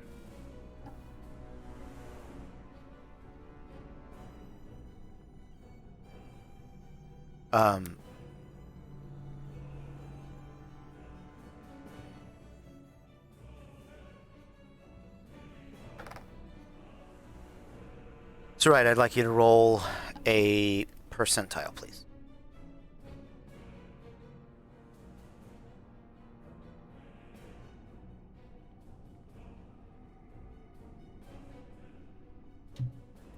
2.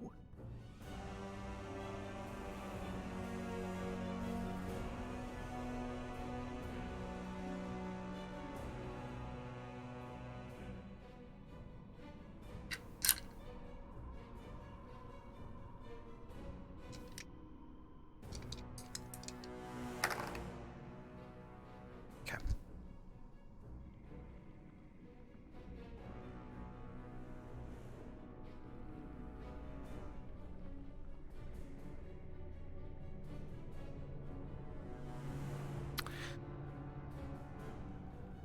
Okay.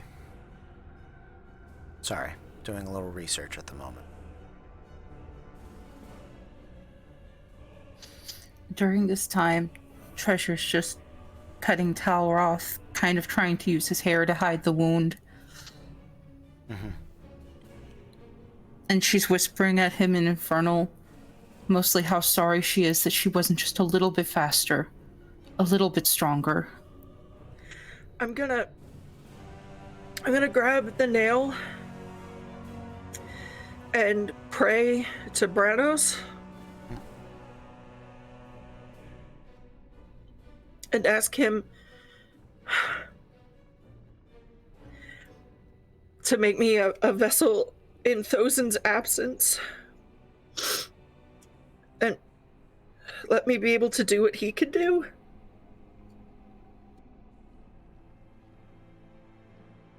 You are level 10. Yeah. Correct. Okay.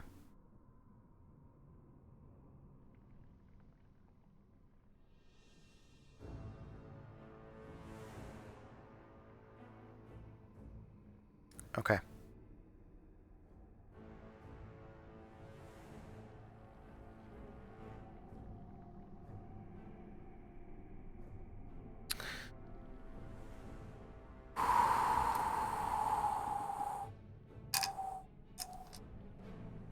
There is a divine light that begins to radiate up and out of Saride.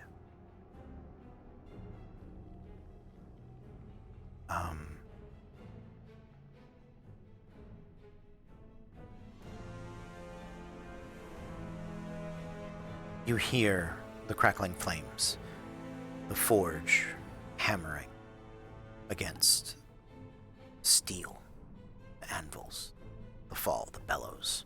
Sounds you're familiar with at this point.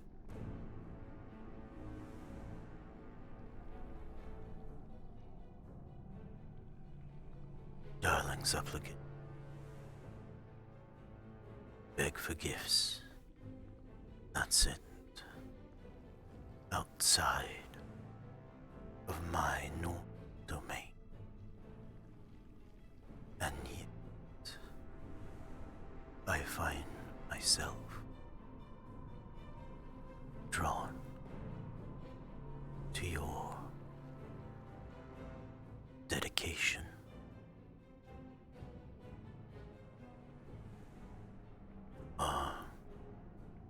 Distant from my land, and yet close to my heart.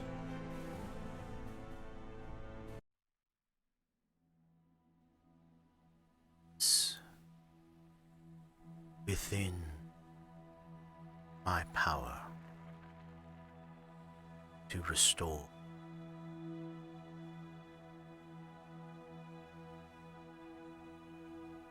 But in recompense, I require dedication.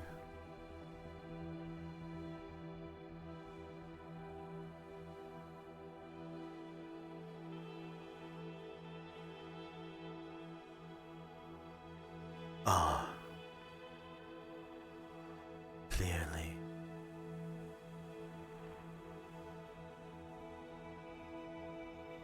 But not to you, brother.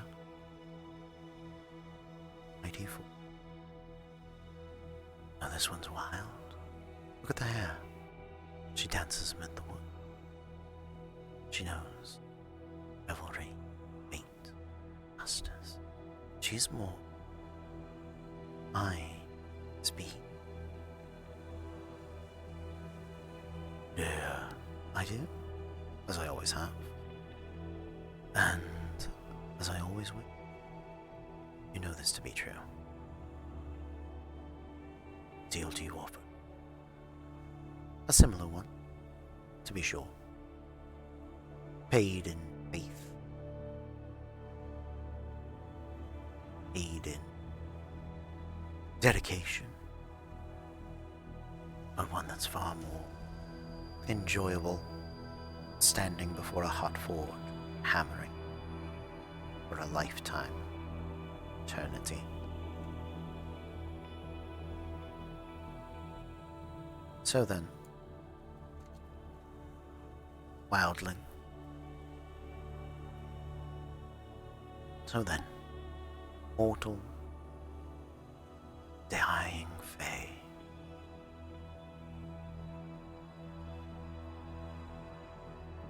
Did you grant me your ears?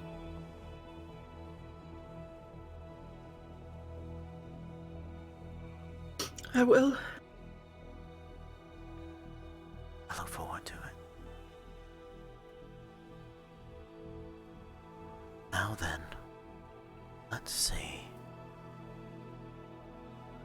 For this little dwarven man here. Oh my. It's a good thing you took the deal. This is beyond Bronos' agent. Missing a brain. Difficult to live without. Luckily, such things are not beyond. Sarai, the divinity rolls through you, and the brilliance fills you. There is, you have successfully, with a 2, rolled below your level for divine intervention. You will have to become a cleric. That's fine. I'm useless as a bard.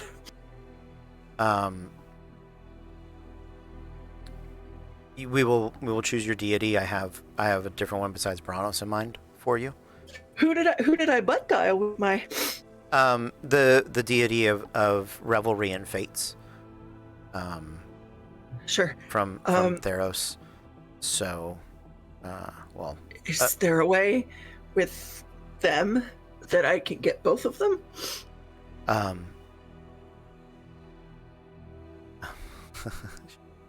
This sort of androgynous laugh. So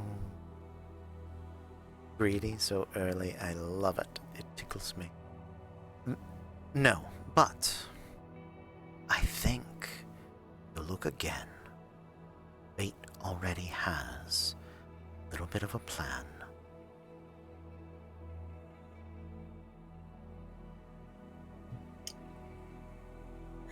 How am I supposed to explain?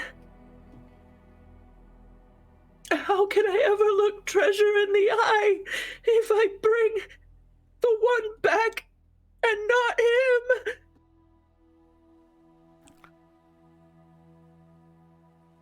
Treasure, you can see what's happening. This is not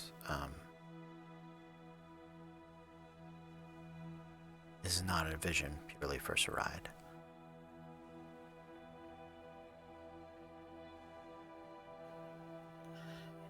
As you both cast your eyes over Talroth, Treasure, as you stroke his hair, the deck of cards lay sprawled along the concrete. All of them face down, the exception of one. Turned up on the card is the yin-yang, the circular card of the conflict between Tauroth and his brother. On one side, it shows Cass standing at Tauroth's funeral. On the other, it shows them trading fates in a game of cards.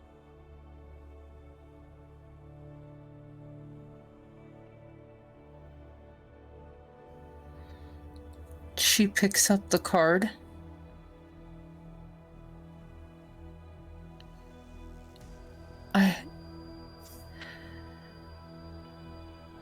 He was telling me a little bit while you were all out with Grizz. And we were searching the city to try to find information about Cass, about what these do. There may still be a way to save him. I don't know if he can play like this.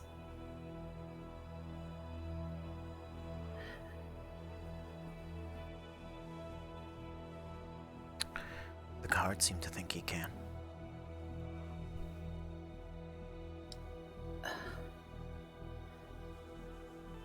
If he can play while dead?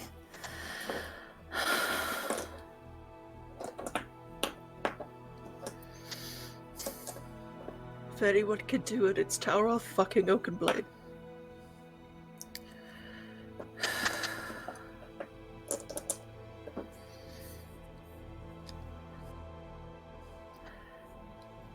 She goes and takes off one of her ribbons that she has typically on her horns and in her hair, and she uses it to cover the wound in Talroth's head, just kind of wraps it around.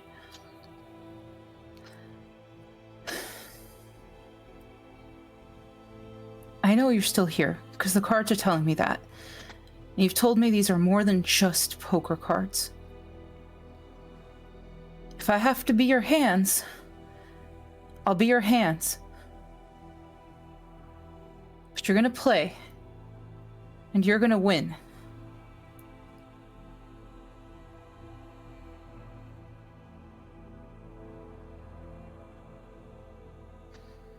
It's alright. Do what you have to do. I trust in fate. It's got me this far. I've made stupider moves. With things I didn't even have faith in.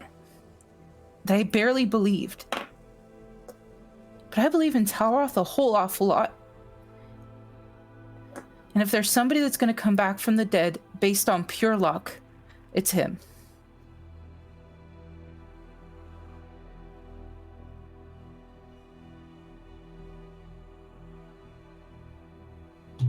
Do I have Revivify now? Revivify wouldn't help. Neither would Raise Dead. You actually end up casting, because of Divine Intervention, it's any spell of 8th level or lower. And I believe the earliest one that will do it is Resurrection. 7th level is the first Raise Dead spell that will regenerate a body part. Let's do it, baby. Grizz, you are returned. Well, first of all, would you like to return from the land of the dead? Yes. Yeah. Okay. I think that's Don't leave Benedict here all alone.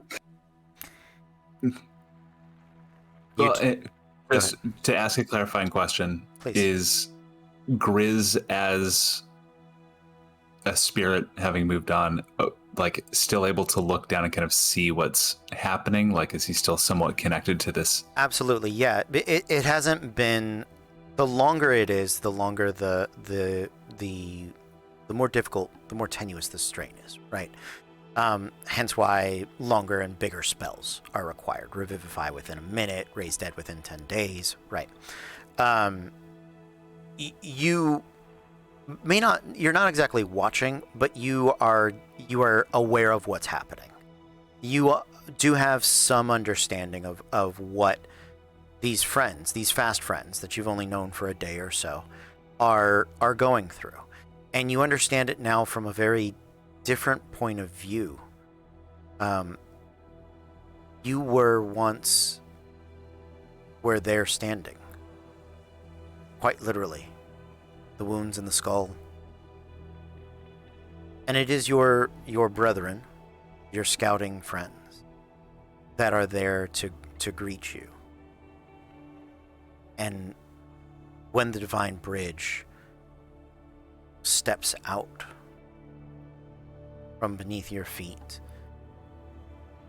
shimmering opalescent rainbow, as you have just barely reached the wild lands of the afterlife, those that have dedicated and lived their life in nature. It's the sweet smell of fruits on the air, roasted meats, snap of fresh vegetables. Your friends. What? It is? What are you doing here? It hasn't been that long. Right, Ladrin. That's I ran false mischief, but I think there's somebody calling me back. I see that. You hear in your fucking afterlife, you still owe me 50 gold. You know, she keeps dropping how much I owe her. I think she's knocking some off, but I think I'm going to owe them a lot more after this. Oh, it's good to see you, Ladrin. That's good to see you too. Hand of one of them. Yeah. That's Reg. Okay. Copperhead over there. You're not having him cook, are you? You know, that's the amazing thing here, Grizz. Even my cooking tastes good. What kind of fucking afterlife is that? A brilliant Copperhead one. cooking. And finally, he looks at Korik, the last one who has been standing off to the side. Sure. And Grizz looks down. I'm sorry I couldn't save you.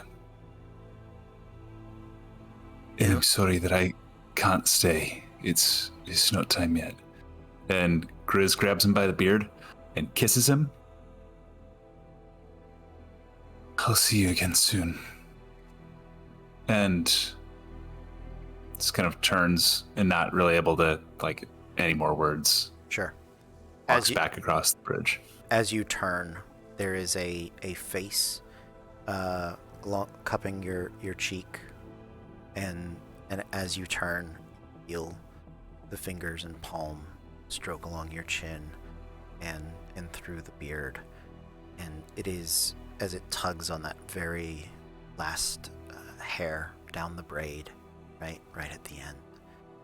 There's a brief eternity, a split second that lasts far too long, that your heart hesitates to go back. Then you do. You awake to Benedict tugging on your beard. Yeah, you fluffy piece of... Alright, and pulls Benedict in, like, around the neck. A big hug. Benedict, Sarai screams and launches herself on top of both of them and just hugs. So how much gold do I owe you now? It's a lot more than 50, was it? I don't care. You're gonna owe me forever. If that's the way I have to keep you alive, then you owe me forever. I owe you forever. Get off me, Benedict! and I believe that's where we're going to end our adventure for this evening. Thank you guys for sticking with us. Sorry we ended up going long, but I don't think we could have stopped anytime sooner. I think the rest of us would have not been able to sleep well. Talroth, next week. Do need you to be here. I think we're gonna meet a new friend. But one of the things we are going to do is we are going to determine the fate of Talroth. You are within its web at the moment. Kaz is a possibility. You and I will discuss these things offline. But I felt like there was another sort of out or option for us there, and I'm excited to explore it. This is the first character deaths we have had on this season of Disasters. I'm shocked. I'm surprised. I'm a little sorry. But go ahead. One thing I will say, I called it. I was going to be the first to die. You did. Barely. I beat you by a round. Sorry. No one that Yeah, no, it's you didn't do anything wrong. You Didn't do anything right either. Yes, you did. Yes, you did. Your healing was good. It's a tough fight. Especially with grappled. And that the only thing you could do is keep pulling people apart. But that's a losing game eventually anyway. So, you guys played well. You played smart. You did everything you needed to. The other option you have is to try to reconstruct Talroth's brain here in the chamber where you can make things real. The Mind Flayers did it. Sirach could do it. Yeah. Oh, and just so you know, if the divine intervention hadn't worked, she was gonna remember when they tried to resurrect her mom. Oh! And because it was through a scroll, and her mom chose not to come back. But the scroll would have been real, and you would have been able to read it. But I was like, shit, 7th level. That's rough. Rough to bring somebody back without a brain. So yeah, Mind Flayers. Don't fuck around. All right, my friends. I'm so sorry. It's late. I enjoyed talking with you guys. We will see you guys next time. But until then, be cool.